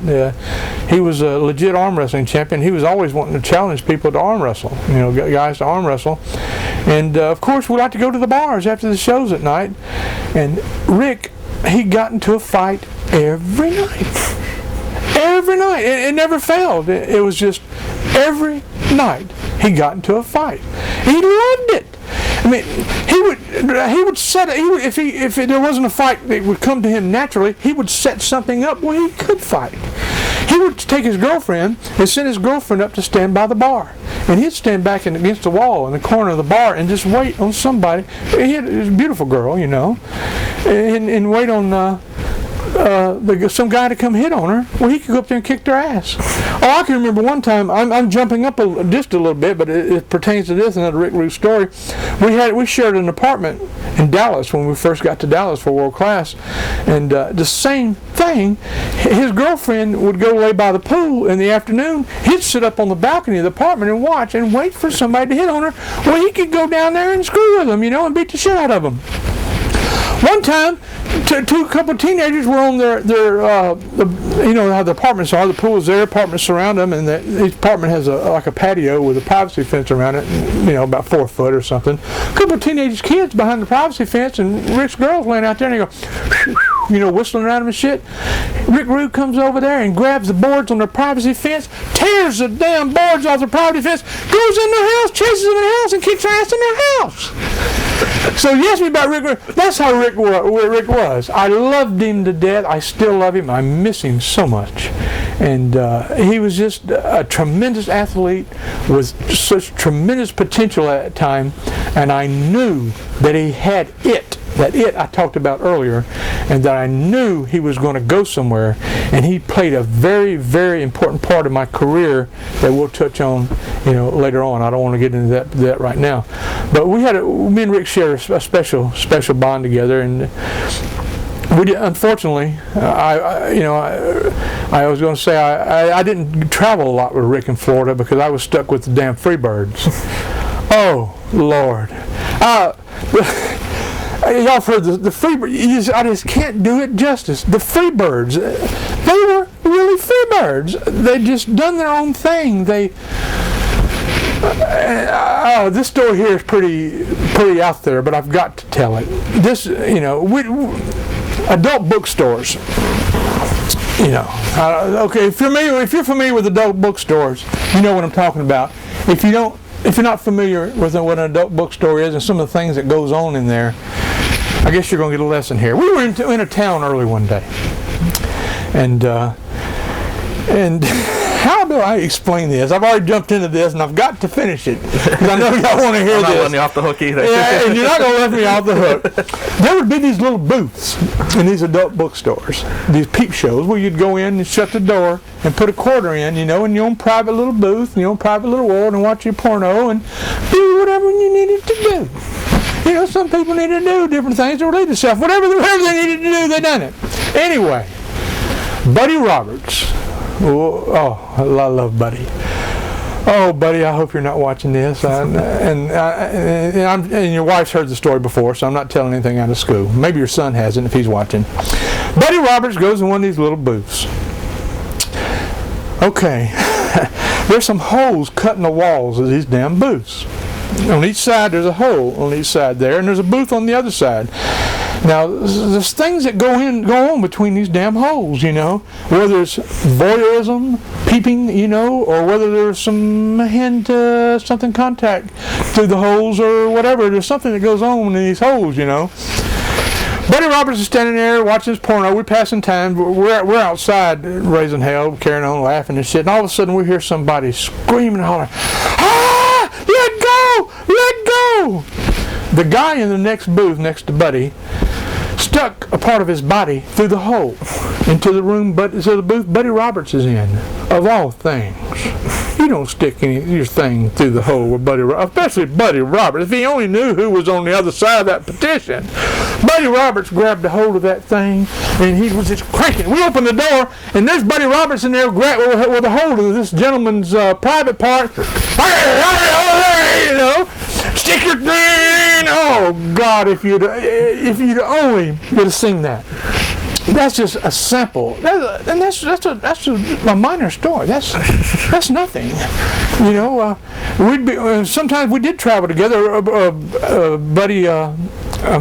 Terry Gordy had his famous Freebird van that he drove, and sometimes we would make trips with the Freebirds, and every once in a while Rick Rude would be involved, and of course there was Jack Daniels in the drinking and everything. And they'd always have pissing contests, who could piss? Oh, I gotta piss! Let's get out, so who can piss the furthest, They'd hold their pee as long as they could, and everybody jumps out and pee, and who could piss the furthest. Hell, Buddy Roberts could piss over the van. I'm not lying. He'd hold that thing, and then when he let go, over the van, and I am not exaggerating. It's true, damn true. Well, anyway. One particular night,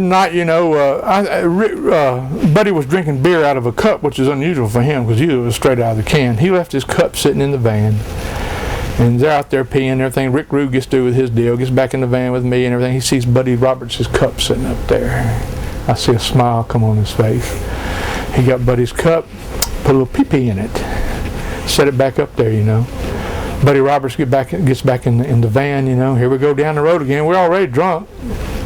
Buddy Roberts reaches up, grabs his cup, and we're all waiting for him to sell it or something, Drinking all. Didn't say a word. Didn't sell it. Did nothing, And there was another time where Buddy had found a ride with somebody else, and we were in the Freebird van, and we're riding down the road, and there's the old dead possum laying in the middle of the road. Michael Hayes, pull over. Terry, pull over. We pull over. Michael gets something and scoops up this old possum. I don't know how long it had been laying there. Puts it in Buddy Roberts' bag, his wrestling bag with his boots and tights and everything. And anyway, we get to the show the next day. Buddy says, my bag's still in the van, right? Yeah, it's in the van. You go out there and get it. He goes there and gets it, brings it in, and unzips it. And we're done smarting the boys up in the dressing room what's going on. Buddy unzips his bag, and of course, back in the day, in the old school days, if somebody ribbed you dare not sell it. You don't sell it. Of course, Buddy was that, he unzipped his bag and reached in there, and there's that dead possum. He'd been in there for a couple of days. He didn't sell it, just like the hot piss, didn't sell it. He put his shit on. Possum stink all over it and everything. Goes off to wrestle. But it's just the stories, and they keep popping in my mind as I'm talking, the things that we did during those days. It was just so much fun. And we were there in Florida when Eddie Graham passed away. I'll never forget, it was on Super Bowl Sunday. We had an afternoon show in Orlando.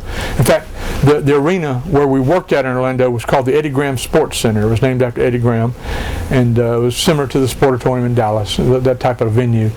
So we had the afternoon show, and we pulled back up to the house where we were living. I said Buddy Roberts lived downstairs. Me and Michael Hayes were upstairs at Jimmy Garvin's house in Tampa, and Buddy's wife came out to the car and says that Eddie just shot himself. And not only did Eddie shoot himself once, he shot himself twice. A lot of people don't know that. They thought he shot himself once, and it didn't do the job, and he shot himself again, and that still didn't do the job. He still lived for several hours after that.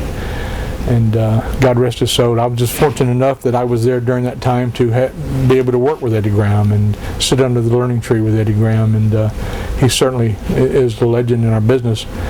But back to the house, to the Garvin house. After one long evening, the sun was coming up one morning. Me and Michael Hayes is upstairs asleep, and all of a sudden I wake up and I smell smoke. No, it's not that kind of smoke. I smell smoke. This is fire smoke. I'm talking about house fire smoke. Something's on fire in that house. So I go, Michael, the house is on fire. And Michael don't care. He's already had his share of Jack Daniels and stuff. And I jump up and start looking. The room is getting full of smoke. I go into the bathroom and I could see it looked like it was coming up from under the sink there, and where the pipes come up through the floor from downstairs. There's smoke coming up through the hole where the pipe's at. So obviously this fire must be downstairs. So I run downstairs. And Jimmy, they had a big privacy fence around the backyard there with the swimming pool and everything. And I ran around the back. There's a patio there, a deck overlooking the pool with a set of French doors on the master bedroom. The master bedroom French doors were open. Smoke's billowing out of this room. And I pass by and I look in. There's Buddy Roberts and his wife sitting on the bed, smoke pouring out of the house. And I'm going, what's going on? Buddy Roberts, oh, Percy, the house is on fire. And like it's just an everyday damn thing, the house is on fire. I go, where's Terry? I think he's around front. So I keep going around the house, through the other side of the privacy fence, and you had to be there and picture this. As I round the corner of the front yard, I look, and there's Terry Gordy standing in the front yard. Had a water hose in his hand. There's a chair, a big nice Chase lounge chair. It's belonged to Jimmy Garvin. Jimmy Garvin left his house and all his furniture in our care, if you can believe that. I guess that's why Jimmy Garvin eventually became a free bird. But he left all of his personal property in our care. Anyway, Terry Gordy's standing out there with a water hose, and there's this Chase lounge, recliner, one of those nice recliner, what do you call them? Not Samsonite, that's the luggage. Whatever it is, those nice lounge chairs that you put in your living room. And he's squirting water on this chair, and it's just smoldering and everything. I went, Terry, what's going on? And one of those classic Terry Gordy moments that you had to be there, Terry stops and turns around, Pers, the house is on fire. And that's always been a running joke with me and Michael, even today. Pers, the house is on fire. He fell asleep in the chair in the living room, dropped a cigarette, set the chair on fire, set the carpet on fire. So why we didn't all die? And it was just always one thing after another, whether it was Rick Rude that was involved with us. And I got a few stories on the missing link too. Oh, Lord. And he truly was missing. Bless his heart. I love Dewey to death. But there's a few missing link stories because I ended up traveling with him too for a long time down in Florida. But there's always something happening. Buddy Rose came in from the north. Everybody knows the Buddy Rose stories. There's a lot of Buddy Rose stories out there, and I managed Buddy Rose for a little while. And Jody Hamilton, who was the assassin, he came in. I managed Jody Hamilton there. He was part of the Pringle dynasty for a while. And one name too was Lex Luger. He had his first match, yes, right? I was Lex Luger's first manager in his very first match that he had in the business. Hiro Matsuda was training Lex during that time, and I would always go down to the Sportatorium and watch his training. And eventually I ended up managing Lex in his first match there. And another character that was there was Barry Horowitz, the legendary Barry Horowitz back then he was called Jack Hart. And we'd done an angle with him while I was managing where they called him the loser Jack Hart because he never won a match. That angle's been done several times since then through the years, but he had a record like 175 matches lost in a row. And when they finally decided they were going to put him over, he was going to beat Mike Graham, Eddie Graham's son, of course, for the Florida heavyweight title. But they didn't smarten Barry Horowitz up to the deal. There was going to be a battle royal. The winner was going to be the Florida champion, Florida heavyweight champion. Deal was Horowitz was going to pin Graham in the middle of the ring, 1, 2, 3, and become the champion. But Horowitz didn't know it until it happened. Battle royal, boom, boom, boom. Everybody's gone. The only people that's left is Horowitz and Graham. And all they told him is just go with the flow. Whatever happens, happens. Barry didn't know it. So Barry ended up pinning him for the belt and got the belt. And his 175, whatever it was, losing streak ended. Barry was a great talent and a great guy. And he enjoyed a lot of success in the then WWF back in the day when we were using enhancement talent all the time. Barry was on a lot of shows, like Brooklyn Brawler and a lot of the other guys that got reputations as being, I don't want to say the term job boys. That's used a lot as what they were called, but it's more of a respectful term as enhancement talent because they were certainly there to enhance the talent that were getting the push at the time. But Florida was a lot of fun, and I, believe it or not, I had a tan. I was on the beach all the time. My God, I think I was prettier then than I ever was. I had the bleach blonde hair. I had a nice tan. I still had this ugly face, but I had a nice tan, and those were the days. Gosh, have mercy. What was Lex Luger like in his first match? Just like he was in his last. How was that? The shits! What can I say? Some people have it, some people... truthfully, seriously, I'm joking, but... Lex never was a great technical wrestler. He had it to a certain degree. He had a great body, and he got by at what he did and everything. But at the beginning, it was really rough. And, how was his attitude backstage? Pretty much the same as it was when he finished up. He was the, I'm Lex Luger. For a while he was doing the narcissist gimmick in the WWE where he was in the mirror all the time. That was a shoot. Hell, I guess if I looked like that too, I'd look at myself in the mirror all the time too. I don't know. He worked hard for that body that he had. I guess or whatever. But it was rough at the start there. So he didn't come in as a humble rookie or anything like that. No, he's he had played USFL football before he started, and he had the mindset that he was above everybody else, and that he was doing us a favor by him being there. And we weren't there too long after Lex started working. That's when the call came from World Class Championship Wrestling in Dallas. Okay. Looking at Eddie Graham, just because I think that deserves to be talked about a little bit. For the people who don't know, he was the promoter of Florida. Did the boys see any signs that he was going to commit suicide or anything like that? I didn't. I only can speak from my point of view. I didn't. I was so involved. That was a great break to be working in that territory, with Gordon Soley and the talent that was there. Dusty Rhodes was in and out. Talent that I'd only read about. Abdullah the Butcher, the Funks. They were all in and out. The Florida territory was great because guys that didn't live there would come down there to vacation, and while they were there, they would, they would work, of course. So they would, so you had guys coming in all the time from everywhere. So I got to meet a lot of guys during that time period. But back to the Eddie situation, hindsight being 20/20, I didn't really know what was going on in his private life behind the scenes. I was just glad to be there and getting a check every week and enjoying what I was doing, and rebuilding that foundation, that I had started in the business. Almost 15 years before that. I'd been in the business about 12, 13 years when I finally made it to Florida. So I know I didn't see it, but.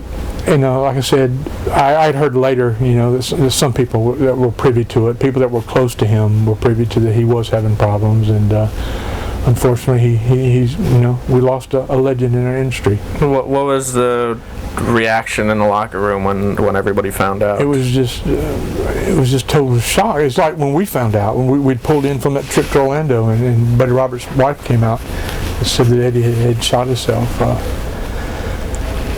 Things kind of went to hell after that.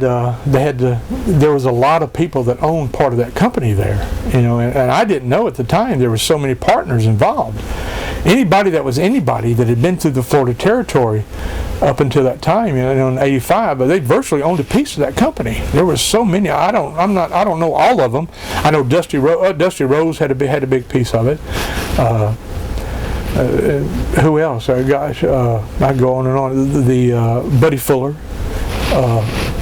and of course Eddie and Mike Graham, and there was a bunch of people that owned that company. So when Eddie died, they were all coming in to get their part of the company, to rescue the company. And Dusty Rhodes came in and took over the book for a while there. And I'll never forget it. There's a few times in my career that somebody said something to me that really got me, and I'll never forget it. And Dusty Rhodes come in. I met Dusty Rhodes for the very first time. And he goes, "Percy Pringle, if you will." He said, "You're a big money ball player." He told me I was a big money ball player and all this stuff. And I'm going, "Oh my God, Dusty Rhodes called me a big money ball player." That just made it with me. And during the same time, while this was going on, Wahoo McDaniel came in, and Dusty didn't have the book very long. He just came in to make sure business was taken care of after Eddie's death and the corporation was intact and da-da-da. Wahoo came in and really took over the book then and was there for the remainder of our time there. And I learned a lot from Wahoo. What a great legend he is, another one that we don't have with us anymore. But Wahoo loved us to death. He loved Rick Rude to death, and they took care of us, and we enjoyed some great angles and stuff with Wahoo there. And in fact, Gagne's called a couple times from AWA wanting Percy Pringle, and I didn't know then. I didn't find out till right before we went to Texas that I had heard that they had called, but I didn't know. Wahoo blocked it. He didn't want me to go. So he wanted to keep you as talent. Yeah, and Ric Flair would come in and work with Wahoo, and I've always been a Ric Flair fan, always. I still am this very day. And my humble opinion, whatever that means, with my opinion, and $1.50, you can go to the Waffle House and get a cup of coffee, I guess. But with my humble opinion, Ric Flair is without a doubt the last of the real world champions. If you understand our business, you know what I'm talking about. He walked that walk. He talked that talk. He's a styling and profiling, and it's a shoot. He is the man. And I don't care what anybody says about him. I'll defend him to this very day.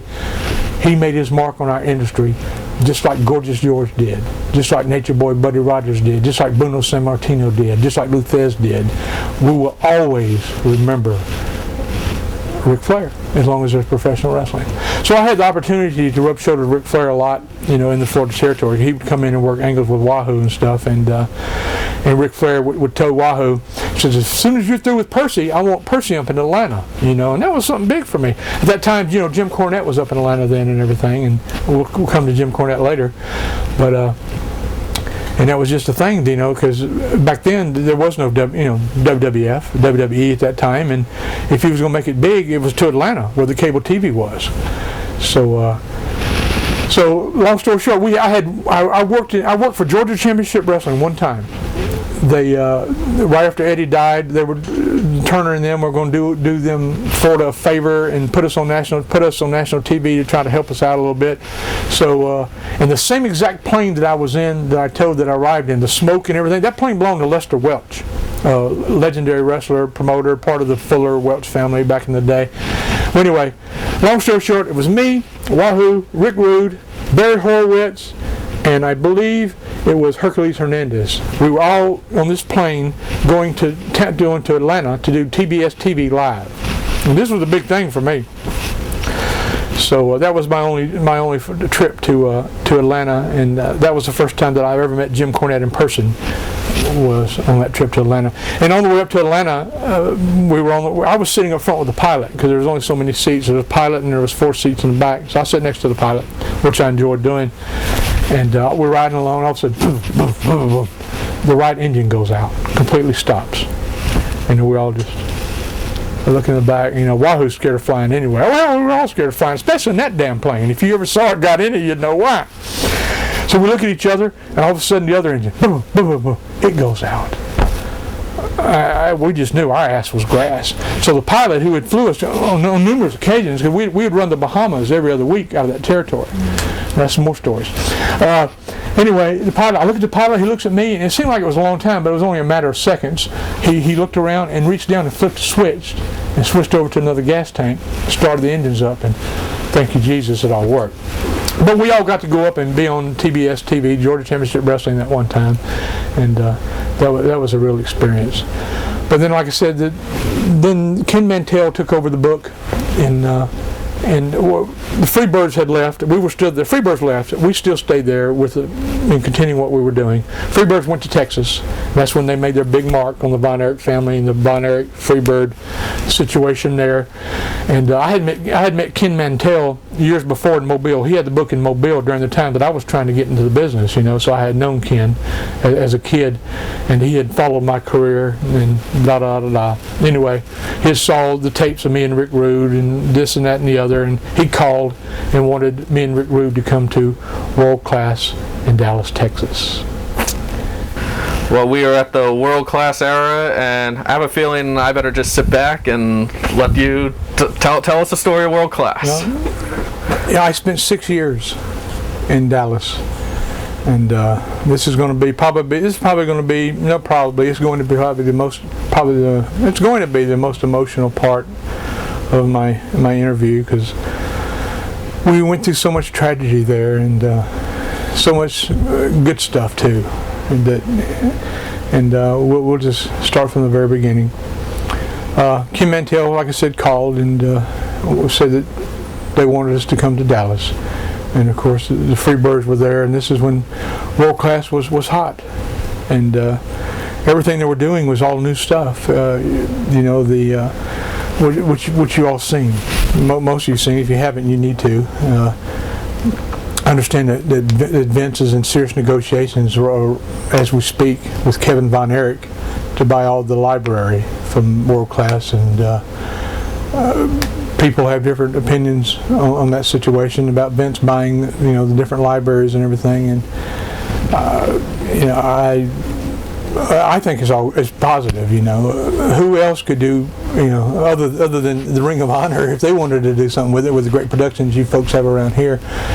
But Vince taking these libraries and eventually going to do something with it and make it possible for people that haven't seen it and haven't experienced it, for the young kids that have only heard the stories, to actually sit down and watch the history of the Von Erichs and the history of World Class Wrestling.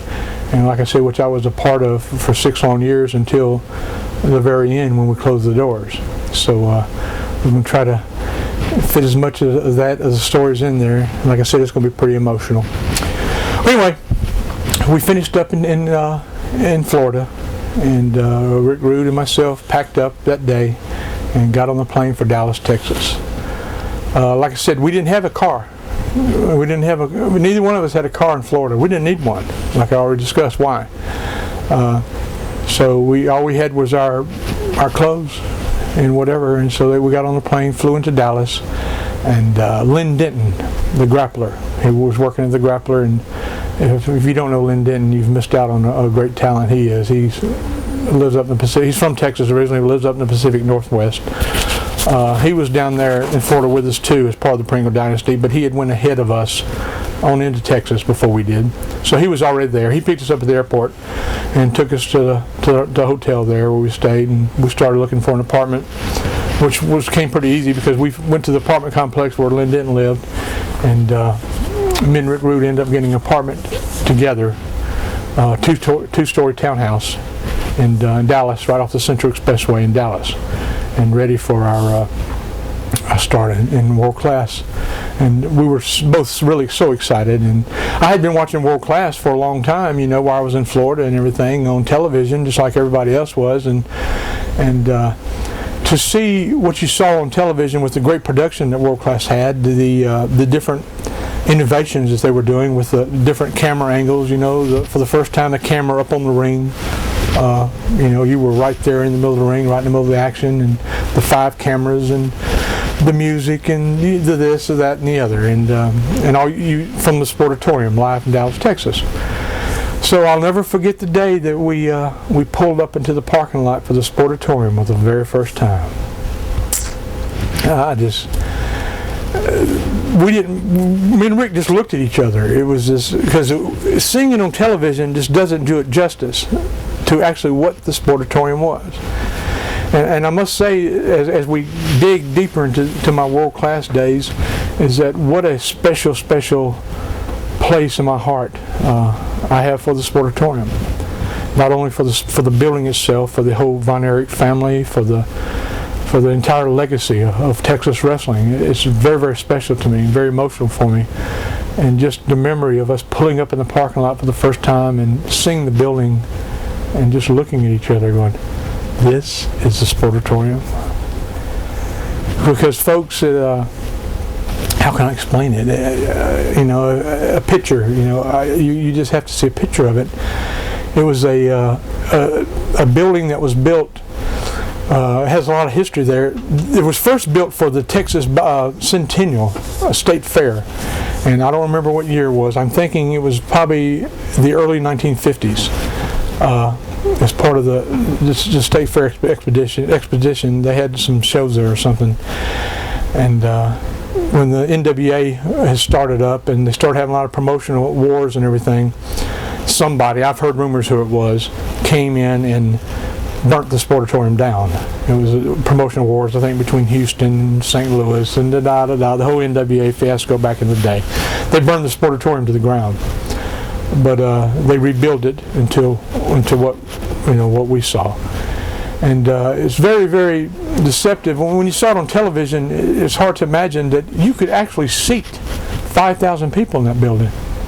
I've seen it before. I've seen them lined up around the building many Friday nights to get into the matches for the Sportatorium. But to see it, you wouldn't think that many people would fit in there, but it would. Just the way it was configured, it was like a pit. You'd walk in and it just went down, and the ring was way down, and just seats, all the way up to the ceiling, all the way around. But I learned to love that place. It was an old tin building. Tin. The whole building was made out of tin, steel. No air conditioning whatsoever. And we're talking about Texas. Dallas, Texas, and it gets hot out there, man. I'm telling you. And but the wrestling inside was hotter than the temperature outside most of the time. There was some heavy-duty action going on inside that building. But when we first arrived, we pulled up in there and went inside, and the first person we met was Bronco Lubitsch. If you watch world-class wrestling, you're familiar with Bronco Lubitsch. He had a hell of a career in the business long before he was a referee in Dallas. But a fantastic gentleman. Love him to death. And Bronco took us in and introduced us to Fritz. And the Von Erich boys were there. Kerry was there. Kevin was there. And David had already passed away, as a matter of fact. David passed away right before we started there. We started there, they started having the annual Texas Stadium events, the mega events, the David Von Erich Memorial events at Texas Stadium. We started the second one, me and Rick did. So it was shortly after David had passed. So the first thing that the Von Erich boys wanted to do, and we're going to talk a lot about those guys and what a special place they have in my heart, but the first thing the Von Erich boys wanted to do was arm wrestle Rick Rude. That was just the thing. Here's Rick Rude coming in, with his big arms, all this shit, and they'd heard about his reputation as being an arm wrestler. So they had to challenge, they're the Von Erichs. This is Texas. They own it. Is Rick going to put him over or not? Of course, Rick ain't going to put him over on a shoot. So right away, they cleared off the table right there in the ticket office as soon as we got there. Come on, Rick, we got to just get this out of the way right now. He beat both of the Von Erich boys arm wrestling, one right after another. Boom, boom. Everybody just went, well, hell. After we got back in the car, I said, Rick, maybe you should have put him over on our first time in, But they had a respect for Rick, and I don't think they expected him to put him over. But we started hot right off of the very bat, started angle right away with Iceman King Parsons. And Rick took the championship, from Iceman in Reunion Arena shortly right after we arrived there. And there were so many talents there at the time. Not only the Von Erich brothers, we had Chris Adams, we had Gino Hernandez, and as I'm starting to name these names, I'm getting in. I can feel it now as I get the goosebumps on my arms. I'm starting to get in that mode. All these names that I'm mentioning, they're all gone now. People talk today about the curse of the Sportatorium. Well, Percy, you think there's a curse at the Sportatorium? I don't know. It's I got goosebumps all over me now. I don't know. I really don't know. But we've lost a lot of boys that have gone through there, and I'm not talking about the old timers either. I'm talking about my generation and guys a little younger than me, and the Gino Hernandezes and the Chris Adams, and Kerry Von Erich, Chris Von Erich, Mike Von Erich, and I can just sit here and go on and on and on. Do I believe in curses? I probably not. Being a Christian, I can't say that, but I don't know. It's just the fact that we've lost so many. Terry Gordy, Rick Rude, they're all gone. And they're all my brothers, and we all worked together right there at the Sportatorium. And they didn't all necessarily die at the Sportatorium, or some died years later, such as Rick, but we were there, when I think the first tragedy when I was there was Gino Hernandez. It just so happened that Michael Hayes was at my house, in my apartment. Eating supper. Well, just real quick, I started out saying that me and Rick Rude had got an apartment together. We did. As soon as I moved my wife and my son to Dallas with me, Rick moved out and got another apartment in the same complex, just right across from me there. And my family lived in the apartment that me and Rick shared. So my wife was there then, and my son. My oldest son probably was like 4 or 5 years old then. And anyway, Michael Hazy came over for supper that evening. We had a night off. I think it had to be a Sunday night, because that's the only time we had off was Sunday evenings. And we were sitting there eating, the phone rang, and I believe it was Rick Hazard that called, if I'm not mistaken. Rick Hazard was one of the referees that was there during that time and worked in the office promoting shows and stuff, and told us that they'd just found Gino Hernandez dead in his apartment. Eventually we found out it was an overdose of cocaine. At that time, the coroner in Dallas County, the county there in Dallas, said that he had more cocaine in his body than anybody that had ever done an autopsy on, ever, in the history of Dallas, Texas. And at that time, gentleman Chris Adams and Gino Hernandez, who were a fantastic tag team for a long time, they were doing an angle against each other. And all the hardcore fans, they were believers. They were still during a time where people believed. They still believed in '85. The internet wasn't there. There was a lot of believers around, and a lot of fans, a lot of hardcore fans. They immediately thought that Chris Adams killed him. It was all Chris Adams' fault, which couldn't be further from the truth. Unfortunately, he died of a cocaine overdose. He had a personal demon there, which. There was a lot of demons at the Sportatorium. A lot of demons at the Sportatorium. Maybe not a curse, but there were demons there that got into these guys' minds and got into these guys' bodies. And not just them, me too. I'm not going to sit here with a halo over my head and say that I was an angel and didn't participate in anything that went on there, because I did too. We all were caught up in the spotlight and the fame, the world-class aura. And it's just one of the things about our business that it's easy to fall into, and a lot of us from that era did. And I'm still here. And I've asked myself many, many times, every time I lose a brother, I'm still here. Why are they gone? It's not for me to understand. First of all, it's not for me to understand. It's a higher authority. I like to think that I still have a mission in life, that my time isn't over. If it was, I'd be gone. And I feel there's something else left for me to do. And whatever that is, we're going to find out what it is in one capacity or another. But I get very as you can tell, the tone of my voice has changed, and this is a different thing when I start talking about losing my friends. Everybody out there, you've all lost a family member. You've lost, a brother, a sister, a best friend. I've lost so many friends, so many brothers, guys that I've been in their homes and shared meals with. They've been in my homes, and we've traveled so many miles together, and the blood, the sweat, and tears, we all gave it all up to play the game, and they gave the ultimate price. They gave their lives to play the game of professional wrestling. Is it worth it? I'm talking to the current internet group out there today, 2005.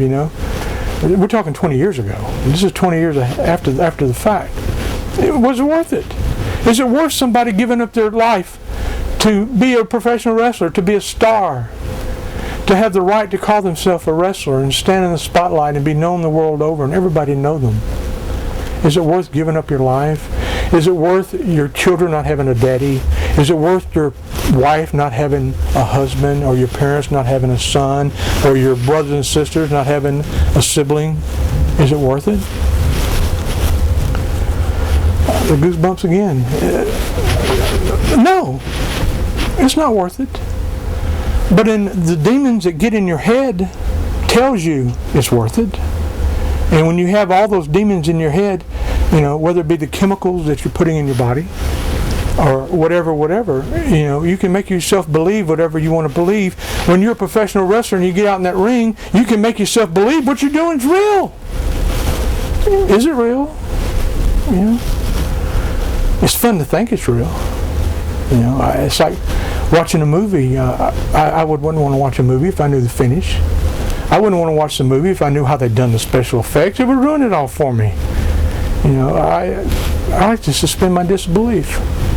I wish I could suspend my disbelief about losing all my brothers, through the years, but something's dead wrong, and we've lost way too many, and I hope there ain't no more. And jumping ahead, there's Big Boss Man, and they're just gone. It's just over. Elizabeth, and these are folks that weren't even in the sportatorium. So whether it was a sportatorium curse, I don't know, because it happened outside the sportatorium too, which you all well know.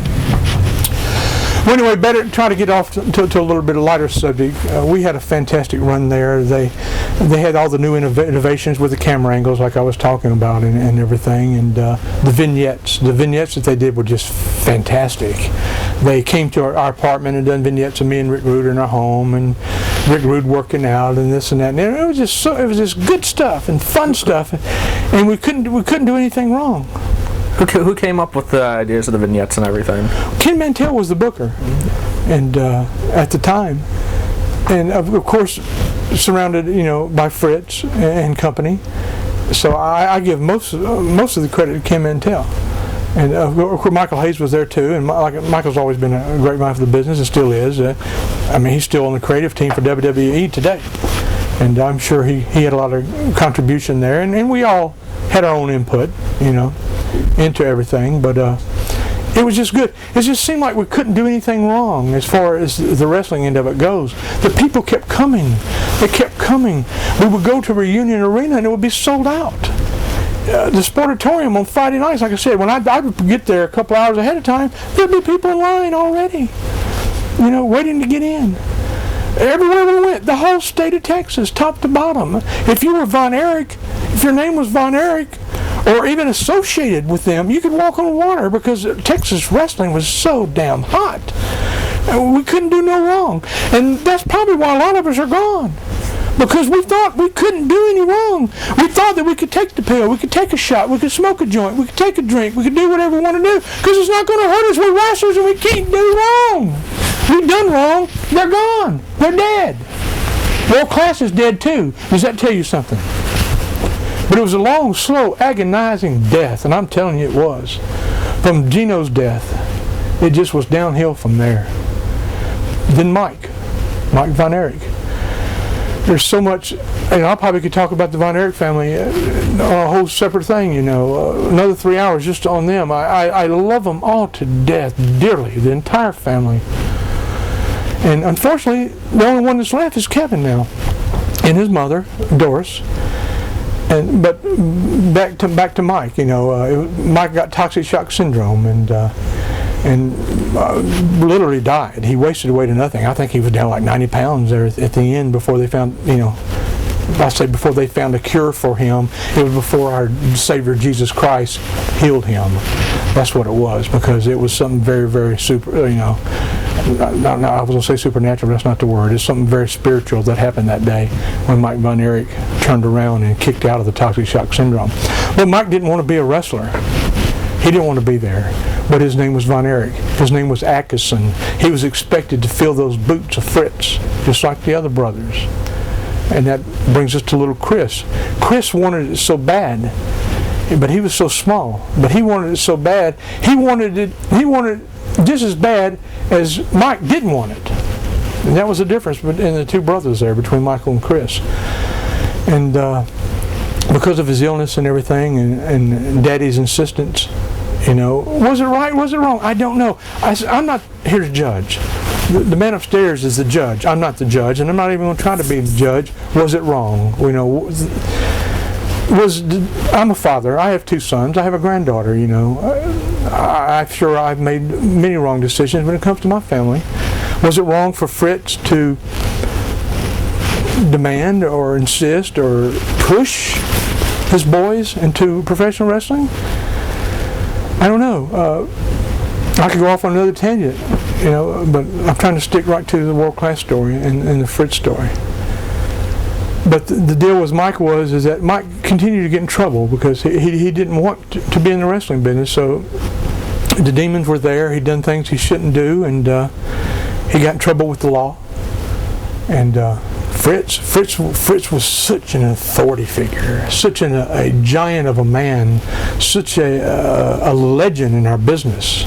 He had built Texas wrestling with his claw, with his sportatorium, with his family, and his whole life was wrestling. And he demanded that his kids, follow in his footsteps. And he had lost David, and then it came to Mike, and he got into the legal trouble and everything, and they were just scared to death of their daddy. And I was scared of my daddy, and still am. But of course, just like a father-son situation, they were scared to death of their daddy and what Daddy told them to do. So Daddy told Mike, you get in trouble again. No, this is it. He was so scared of his daddy, he got in trouble again. He got him a sleeping bag. He got him a bottle of Placidils. He went out to Lake Dallas. He laid in his sleeping bag and took the bottle of Placidils and went to sleep forever.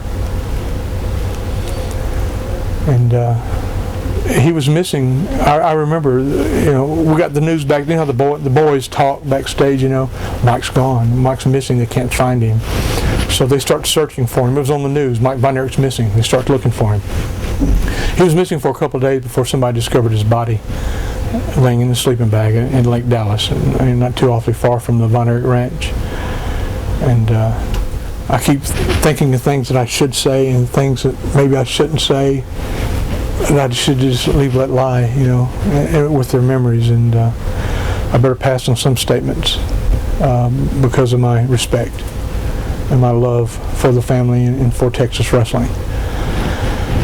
But after Mike, Kerry had his automobile accident. I won't forget that day. We were at a spot show, and it was kind of like Florida in a way, and because, like I said, it was party city. Everybody was partying. Everybody had their own demons. Everybody done what they done their own personal thing to enjoy life. At least we thought we were enjoying life. We were just fooling ourselves, because of what we were doing. We thought it was fun, but we wasn't really having fun. It was all in our head. Anyway, Kerry was, like I said, they could do no wrong. The car dealerships in Dallas would love to have one of the Von Erichs driving one of their cars for obvious reasons, So they had new cars all the time. The dealer, please, take this Corvette, da-da-da-da-da. If they wrecked it, they'd get a new one the next day. Kerry had a motorcycle, and we were at a spot show. Kerry was on her way to the spot show. I don't remember the name of the town right off the bat. It was a smaller town outside Dallas. And a car stopped in front of him quick, and he was hauling ass on that damn motorcycle, and he hit that damn car and done a back backdrop over that car and destroyed his foot. So he went to the hospital, and they repaired it the best they could. And the doctors told him that, you're probably not going to be able to wrestle again. Hey, you don't tell the Von Erich that they're not going to be able to wrestle again. That's like telling the Pope he can't say Mass again. You just don't do that. But they did. And Kerry was bound and determined he was going to wrestle again.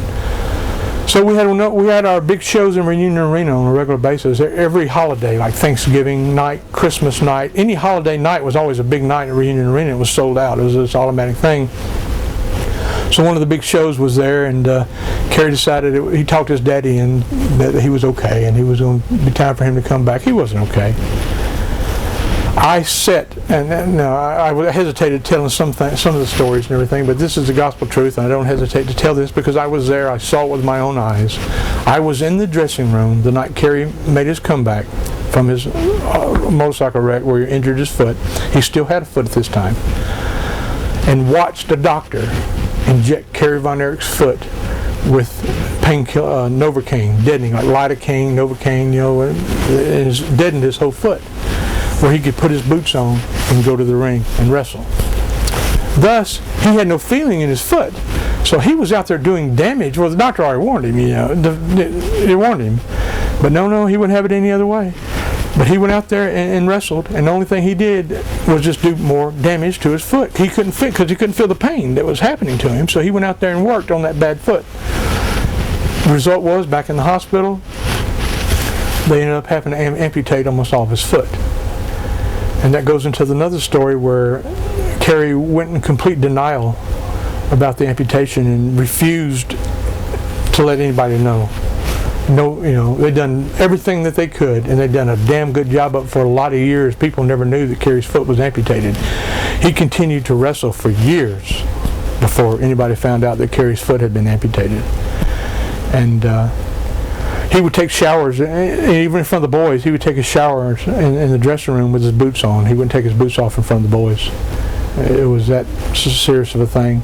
But out of all the Von Erich boys, Kerry was very, very special to me. I have a very, very strong bond with Kerry for several different reasons. Primarily probably because we were together so long in Texas. He got his break with WWF before I did. And so he was already there when I went to the WWF. So I still lived in Dallas, so we would fly in and out of Dallas together all the time. So me and Kerry were together a lot. We spent a lot of time together. When we'd get off the plane at DFW Airport and walk down the ramp from the plane, where his wife would be with his little girls, my wife, it was just a special bond that we had, and I loved him to death. And Kerry had such a big heart. He would give you the shirt off his back. So many times I would see him going to hospitals, the Shriners Hospital with the burned children and crippled children and wheelchairs, and they just loved him to death. And as a matter of fact, I said the Shriners have an old saying that a man never stands taller as when he bends over to help a child. And I've seen the man, Kerry Von Erich, bend over so many times to put his arm around a child, a sick child, an injured child, and he had such a big heart, and it's such a tragedy that the demons were there, and that what happened, happened, and he got into some legal problems, similar to Michael, and there was a possibility that he was going to go to jail, and we talked about it. He was still working for the WWF. In fact, Vince had to let him go because Vince didn't want Kerry dying on his watch. Vince was having a lot of problems, and I'm kind of jumping ahead a little bit, but Vince was having a lot of problems at that time period, and he couldn't afford having one of his wrestlers die getting national exposure and everything. So he faxed Kerry's release to a building one night when we were there. And I'll never forget when he got the release, Kerry wouldn't even tell the boys. One of the Hebner brothers brought in a fax to him. Kerry, this is from you and Vince. And he sat there and read it. And Kerry read it and folds it up, sticks in his bag and goes, I've got to go. I got a personal appearance I got to go do right now. He grabs his bags and leaves. And after he leaves, David Hebner smartened a few of us up to the fact that was his release, that Vince had to release him. because of the problems he was having. But Kerry told me, he says, Perce, I'm not going to jail. I'll never forget looking in his eyes. I'm not going to go to jail. I don't know what I'm going to do, but I'm not going to jail. And he went to his dad's ranch and got a gun and went out in the woods. And he didn't go to jail. He's gone too. So then we have little Chris Von Erich, the youngest of the boys. A great kid. Like I said, I made the analogy a little while ago that Chris wanted to be in the business as bad as Mike didn't want to be. And Chris was so small, he had asthma problems and everything. And like I said, I love the whole family. I love Fritz. And I wanted to do something to help him, to help the kid, because I knew how bad he wanted it, because I've talked about the dream, about us sharing the dream. And those of you that shared this dream know what I'm talking about. And those of you that haven't had this dream, I wish you did know about it so you can understand. But he had the dream, and I wanted him to, to fulfill at least some of it. What can I do to help him? And I went to Fritz, and Fritz always treated me well. Fritz was, in similar to Vince, Fritz was a type of businessman. If you've done your job and done what you're supposed to do for him and drew money for him, he took care of you. Especially if you took care of his boys. If you took care of his boys, if you were working with the Von Erich boys, you were taken care of. And so I went to Fritz, long story short, and told him, I said, Fritz, I'm a manager, I'm not really a wrestler. I can get by, and I can do what I got to do with gimmick matches, through the years as a manager. And I says, how about if me and Chris get together and come up with a match, and we can take it all around the state, if it works. And we did it, and he had so much fun, and he was so happy that. We probably done it for a year. We probably worked against each other for a year.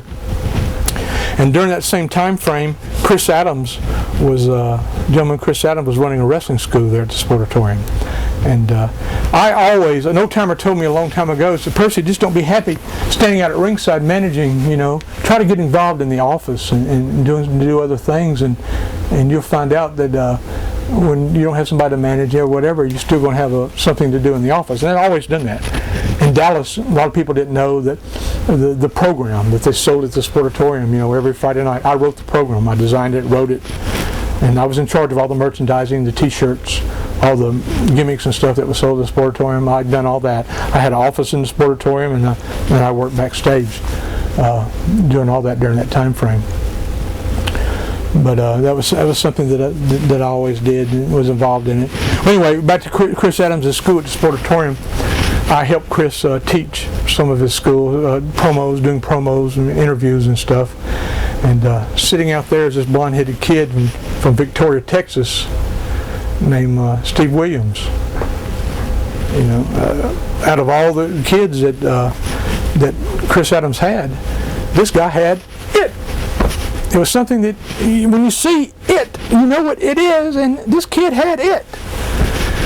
So Steve Williams went through the program really quick, and we kind of hot-shotted it and got him on through, and I started being his manager.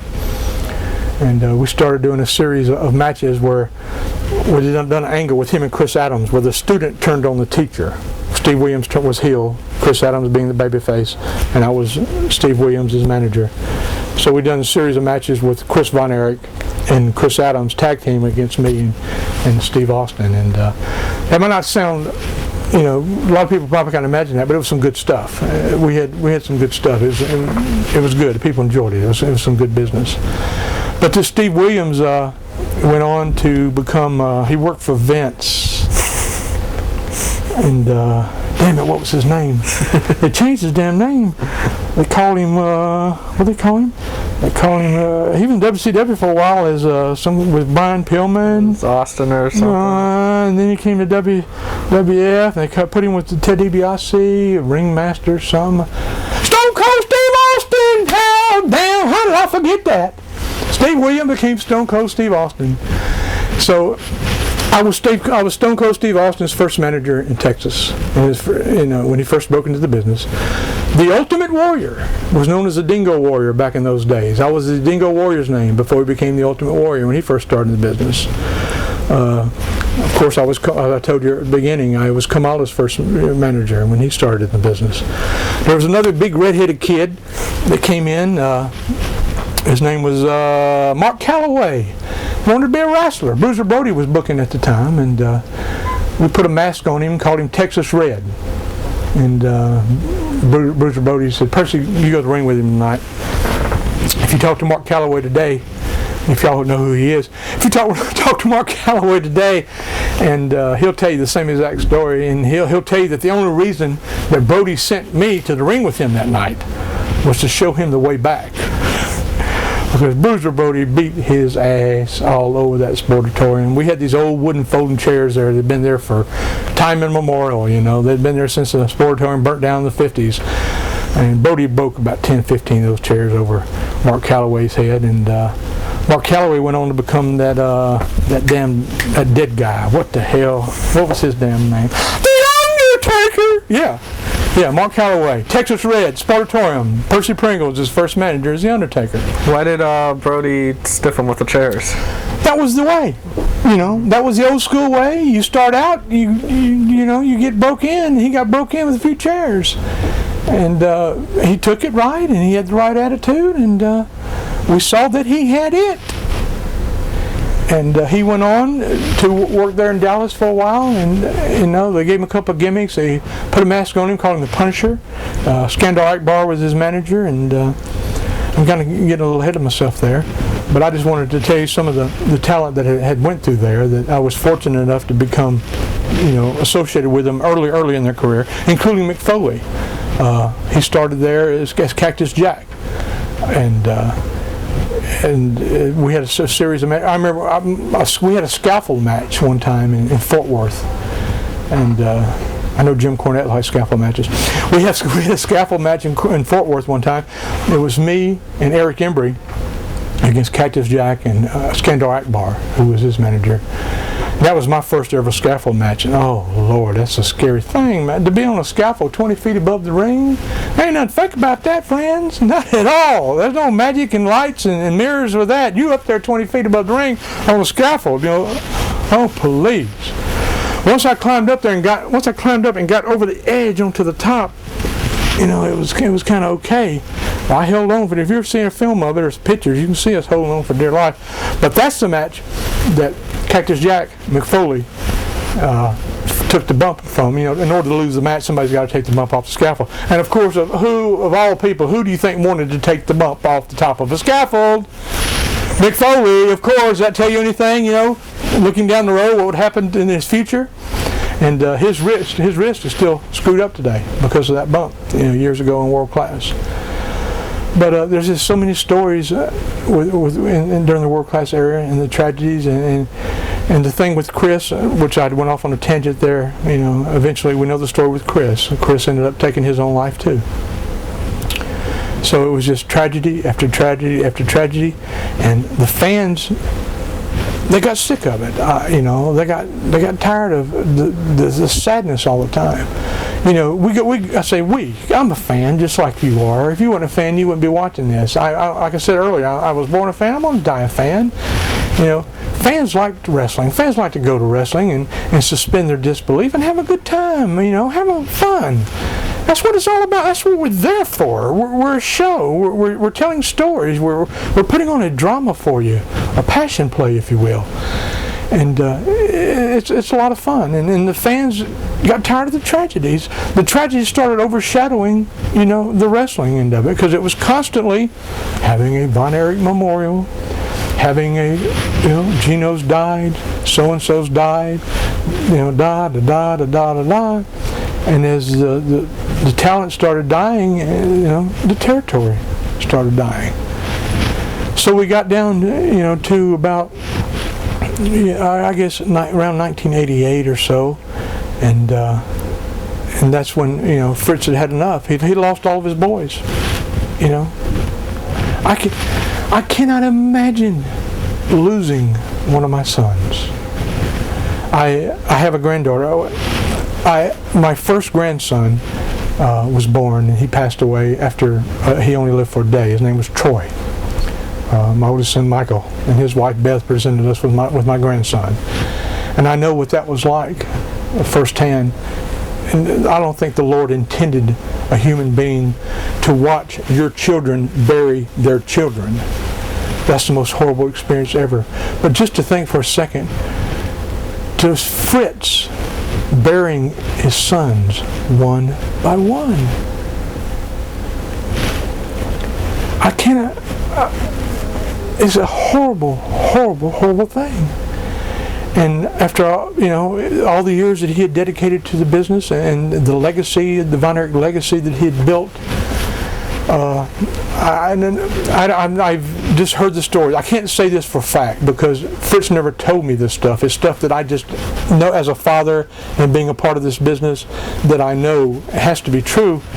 Is that he just got tired of the whole situation, Eventually, unfortunately, because of the loss of their kids, Fritz and Doris, his wife, eventually got a divorce. So Fritz lost his sons, Fritz lost his company, Fritz lost his wife, then Fritz got cancer, brain cancer, and Fritz lost his life. Here's the man that could walk on water, the man with the iron claw, the man that, I guess if he wanted to be governor of Texas, he could have been governor of Texas without a doubt, with no problem whatsoever. To give it all up, to pay to play the game. We're back to that again. But I've been on a lot of these sad stories and stuff there, but it wasn't all sad at World Class. We had fun. We had to pick our spots and make the best of it. We all had families and everything. And my youngest son, Daniel, who's 18 now, was born while I was in Dallas in 1987. And we had a lot of good times there. And both my boys were born into the business. I guess they must have been 8 or 9 years old before they realized that everybody's daddy wasn't on TV. That was just the thing. They were just used to being around the boys all the time. They were used to being in the dressing room and rubbing shoulders with, that was their daddy's, whatever you do for a living, whether you pump gas or you're a plumber or a painter or whatever, your kids having a relationship with the guys you work with, same thing.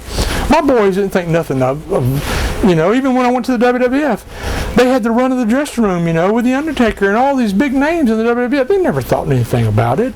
That was just the guys their daddy worked with. That's just back to the family thing again and the Von Erich thing. And so when finally the business closed down and Fritz sold the business to Ken Mantell. Ken Mantell had left and opened up his own organization in Fort Worth, Texas. He called it Wild West Wrestling. And it was run in the Will Rogers Coliseum.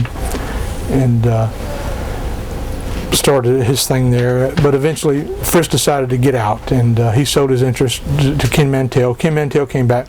It was just too far gone at that point. And so, another long story short, in comes Jerry Jarrett, out of Tennessee, and he decides to come in and take over the debts and everything that was there. There was a lot of debts because business was so bad and all that. And Jerry come in and was going to rename the company USWA.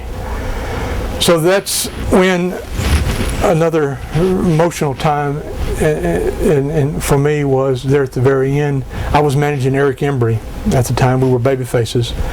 And Eric Embry had a match. We'd done a Texas versus Tennessee deal where when Jerry Jarrett came in from Tennessee with USWA name, it was World Class versus USWA, da-da-da-da-da.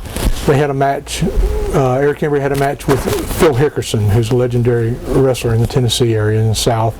He was wrestling at the time, calling himself P.Y. Chuhai, managed by Tojo Yamamoto. Tojo's dead too now. Took his own life.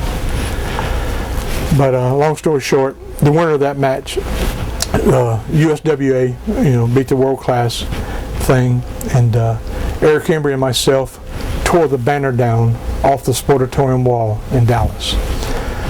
So there at the finish of the match, here we go up there, and it's a good thing that my back was to the fans because I was crying like a baby.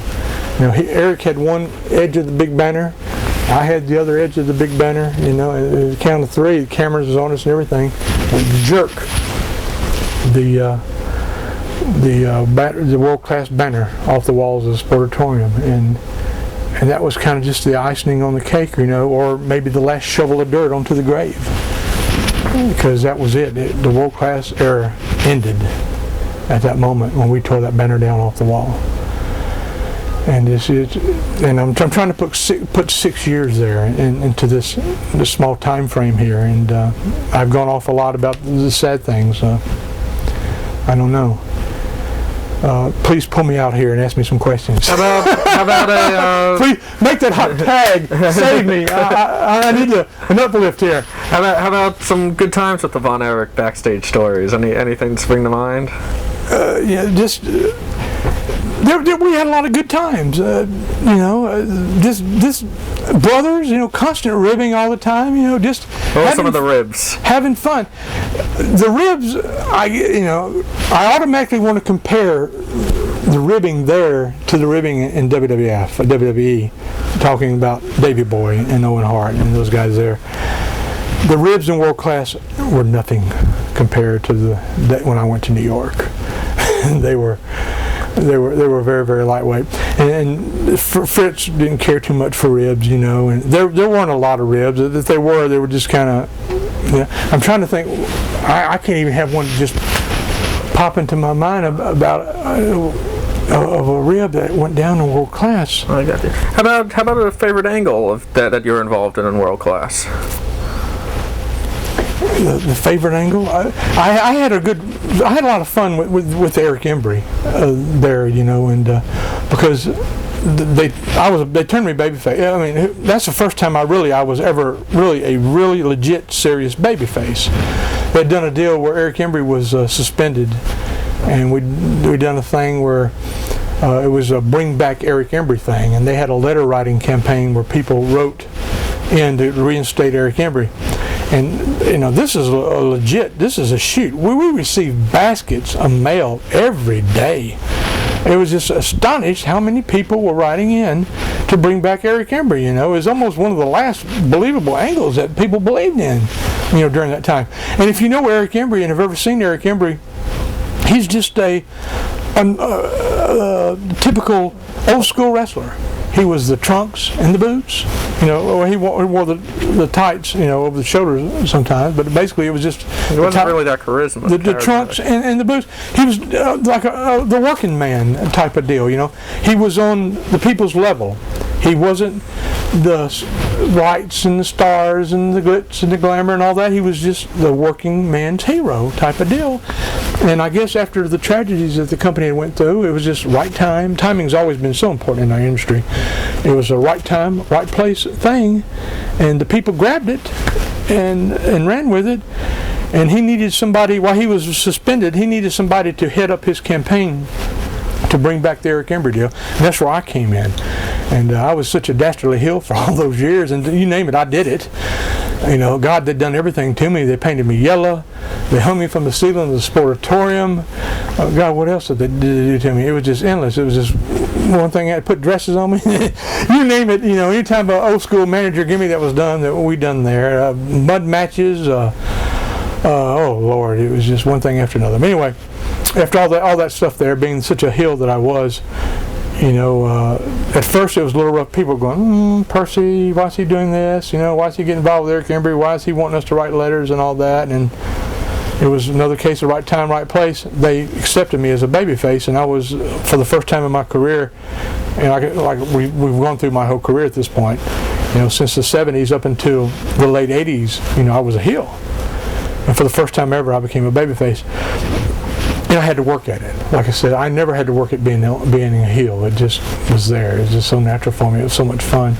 But sometimes I had to catch myself, because I was always, had to come back for the fans if they'd say something and all that. And then, like Bobby and Jimmy and Paulie, you just get into that through the years.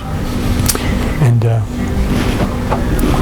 how about Steve Austin? Any stories about his early days? What was he like?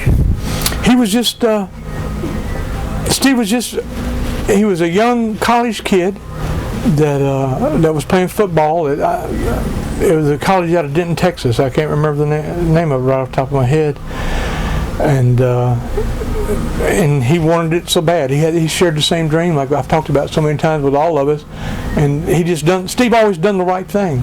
He wasn't into the drug scene. He wasn't into the alcohol scene. He wasn't into that. He just wanted to become a professional wrestler and do it right. And obviously he did. And he was just a good, clean-cut kid. And what you see is what you get with Steve Austin.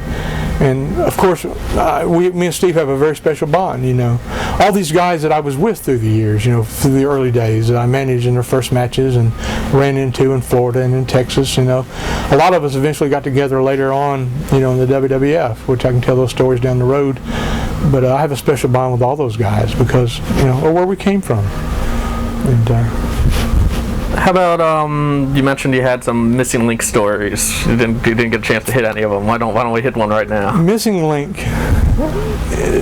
Dewey Robertson, as a lot of you folks know, such a unique guy. First of all, he was a nudist. Lived in a nudist camp. Okay, now we're backing up a little bit to Florida. I first met Dewey in Florida. Him and his wife and his family lived in a nudist camp in Florida, just right outside of Tampa. And for a bunch of wrestlers, anything go. Nothing surprises anybody in wrestling. Nothing you see, nothing you hear.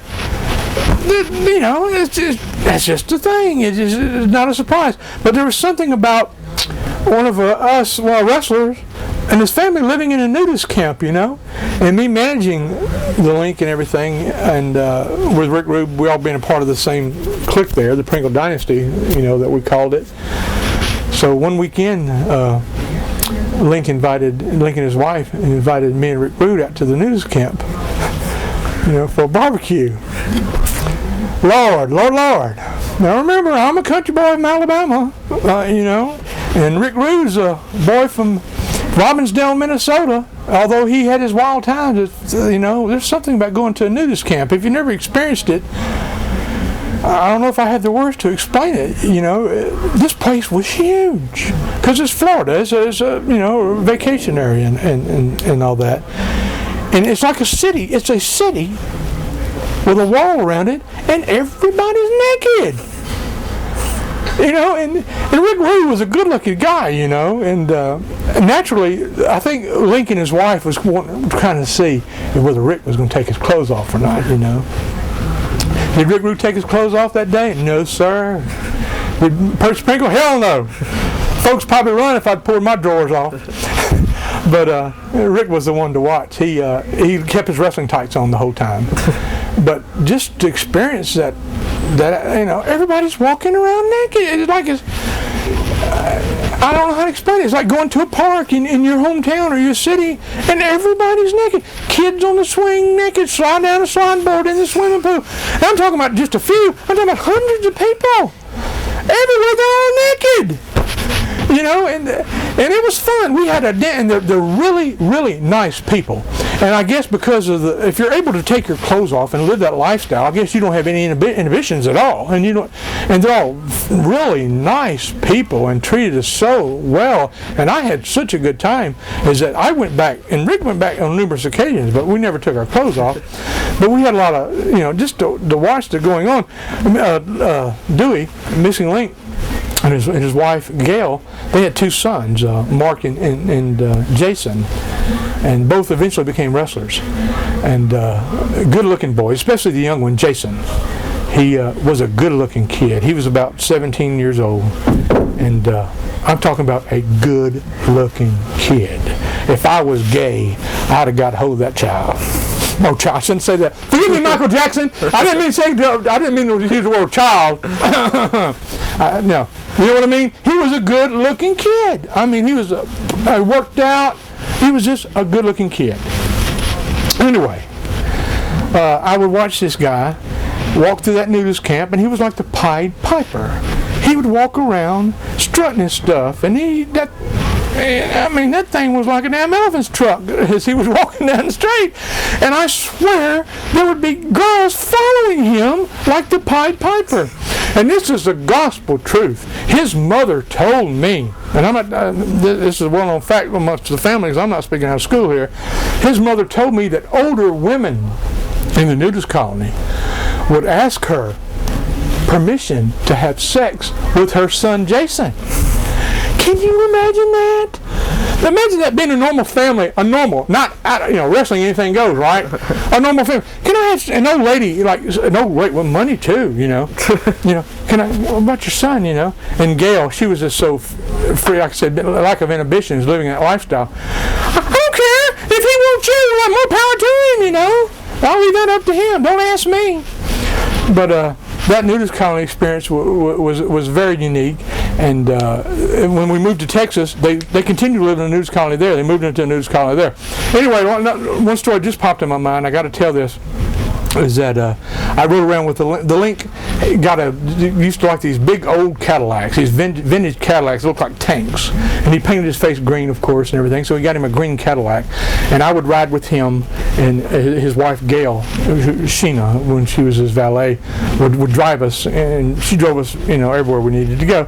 And Gabe, you go to Florida a lot, that little ride up Highway 1 there along the East Coast there from Miami and Hollywood, Fort Lauderdale, that whole scene there. I think we might have been going to Daytona Beach. It seems that it was going to Daytona Beach, and we're driving along, and we say, somebody said, let's, you pull over here, but there's a little place that we can pull over by the beach. We pull over at the beach, and we all get out and sit there for a few minutes enjoying the sun and everything. Imagine me enjoying sun. Nobody could ever picture that, but I did. So we're all sitting there, me and Link and his wife, and I'm looking around. And it took for a couple minutes for it to sink in. I go, Dewey, look, there ain't no women here. And he looks, and I swear, there was no women on this part of the beach. It was all guys. And we look out into the water, and there's guys out in the water, being affectionate. We're on a gay beach. Who in the hell? I mean, somebody needed a writer to script all that out. So here you just had to be there, and then for the pop when we realized here we are on a gay beach. So then all of a sudden, Dewey decides he's got to go to the bathroom, so he's going to go to the hotel right across here, right from crossing the gay beach. So me and his wife sitting there. He don't come back. He was gone about a damn hour. And then here he comes back. And then I find out that the hotel was a gay hotel. Dewey, what were you doing in a gay hotel for an hour? And I've asked him, I've talked to him, we still keep in touch to this very day. And I brought that up, in fact he's been writing his book. And I said, did you put the story in there about the time we went to the gay beach and you got lost in the gay hotel for an hour? Oh, no, I can't put that in there. Well, everybody knows now, Missing Link, you ain't missing no more, you've been hiding in the gay hotel. You just had to be there for some of these stories. What was Ultimate Warrior like back in the world class days? Just like what you asked with Legenfluger. He was just as horrible then as he was at the end there, But then again, I never had a problem with Jim. I guess because of the fact that, I was his first manager at the Sportatorium, and he was his first breaking into the business. I never had a problem with him. But the first story that pops in my mind, and to this very day, I've been in the business over 30 years, and somebody says, what was the worst match that you've ever been a part of? And it had to be Reunion Arena, and it was the Dingo Warrior, the future Ultimate Warrior, against George Wells. I don't know if you remember him. He was at one of the first WrestleManias. In fact, when I was in your offices, I saw a poster hanging on one of your walls that had his name on there with Matt Bourne. Oh, I've left out Matt Bourne stories. Oh, gosh, that's another tape. Anyway, George Wells, he went as Master G. A lot of folks probably don't know him. He was a pro football player that became a wrestler, and bless his heart, he tried. Well, anyway, so did the Warrior. Anyway, they were in a Texas chain match in Reunion Arena. And when you hear Texas chain match, death match, or it was a chain. They were all both hooked together with a chain in Reunion Arena. Immediately, Texas is the hardcore blood and guts. Oh my God! They couldn't even wrestle in a regular match. That's a chain match, and then they were expected to bleed. So here they are with those chains wrapped around them, doing this number. at each other and stuff in front of a packed out Reunion arena. Reunion was a place back in those days. And I'm at ringside and I'm going, oh Lord. Then it comes time for them to bleed. And it was like the first time I told you at the beginning when I got smartened up to the blade, when I saw Gorgeous George Jr. do it. Here they are in front of God and everybody. In front of everybody. And I'm going, no! And I'm lifting up, I want to climb under the ring and hide. But that's got to be one of the worst matches I ever did. But when we got to the WWF with Jim, me, The Undertaker, and myself, we had a long run with him, a good money-making, good run with Jim. And I hope to talk more about that, later on. But I never had a problem with him. But then again, like Taker told me many times, he goes, "But Percy, you never had to work with him." No, I didn't. But he's very unique. But we all are unique. Every one of us. Every one of us in this business, we have our own character, our own persona, our own home life, our own stories. We're all unique. If we all were the same, who would want to come watch us, right? So it's that uniqueness that makes us so special. All right, you guys took the banner down from the Sportatorium. Then what was left for you? Well, Jarrett ran for a little while after that with his USWA. I can't tell you exactly how long he was there, right off the top of my head. Maybe a year, maybe a little less than a year. But he came in every week from Tennessee and done the TV in Dallas and a show in Dallas and went back to Tennessee every week. And that's where I first got to meet Jeff. Jeff was real young then, just breaking into the business then. And did it seem like there was any hope of the magic being re-sparked in Texas? No, it did for a little while there after we tore the banner down. We did a little bit of business there, and I remember one thing that stands out. We done a match. Me and Skandar Akbar. Me being a babyface with Eric Embry, I had a lot of Skandar Akbar, of course, was the heel manager there, so we had a lot of matches against each other. I think me and Akbar worked against each other over and over again, all over the state of Texas, many times. Anyway, long story short, one particular night Percy brought in a bear. If Akbar's man lost or something, Akbar had to wrestle a bear in the Sportatorium. So Percy brings in a bear, and I don't know who got the original idea to do it. I know I didn't do it. I wouldn't do something like this. But somebody took some honey in a little pack. When you go to McDonald's for your biscuits and stuff, you put on your biscuits. Somebody took a pack of honey, and as Akbar was going to the ring, got him put honey all over the back of his trunks of his tights as he went to the ring to get in the ring with that bear. Brother, when Skandar Akbar got in that ring with that bear, and that bear got that smell of that honey, you know where his mouth and nose was going to go? Right to Akbar's butt. Oh, God, what a sight. Big old Skandar Akbar, he's a legend. I love him to death, but that bear's in there. And the people just going insane. They didn't know why he was after Akbar's butt, because there sure wasn't anything pretty about it. He sure wasn't missing Link's son. But you know what I mean? It was one of those things. And the good thing that came out of that is that things that the indies do now, stuff that we didn't do back in those days, was the Polaroid thing during intermission, where the wrestlers would go out and take Polaroids with the fans. That just started coming around at that time. I got to take Polaroids with the bear. Me and the bear and the fans. I think it was the best payoff I ever got in world class wrestling, was me and the bear and the fans. My part of those Polaroids was really good. But it just went downhill from then, and virtually the business was dead. I was out of a job, and that was it. We'd done everything we could do. I lost my car. My car was repossessed. There was no money coming in. I had a brand new son, plus a 6-year-old son, and it was Christmas time, and no money to buy presents to put under the tree. Didn't even have a tree to put them under, first of all. And and the reason I remember, it was December 22nd, 1990. December 22nd, 1990. I remember that because that was me and my wife's wedding anniversary. We were married on December 22nd. I called Rick Rude, and he was with the WWF with Vince, And I told him, I said, well, it's over, it's done, it's dead. We've rode the horse as long as we can ride it. The horse has dropped. And I'm going to head on back to home to Alabama, and I'm getting back into the funeral business. And he, no. Don't do that. Let me see if there's anything I can do. I'll get back with you. A couple hours later, phone rang. I picked it up. It was Rick Rude. He said, you got a pencil, Percy? Oh, yeah. Write this number down. I wrote her number down. He goes, this is Vince's home number. He wants you to call him.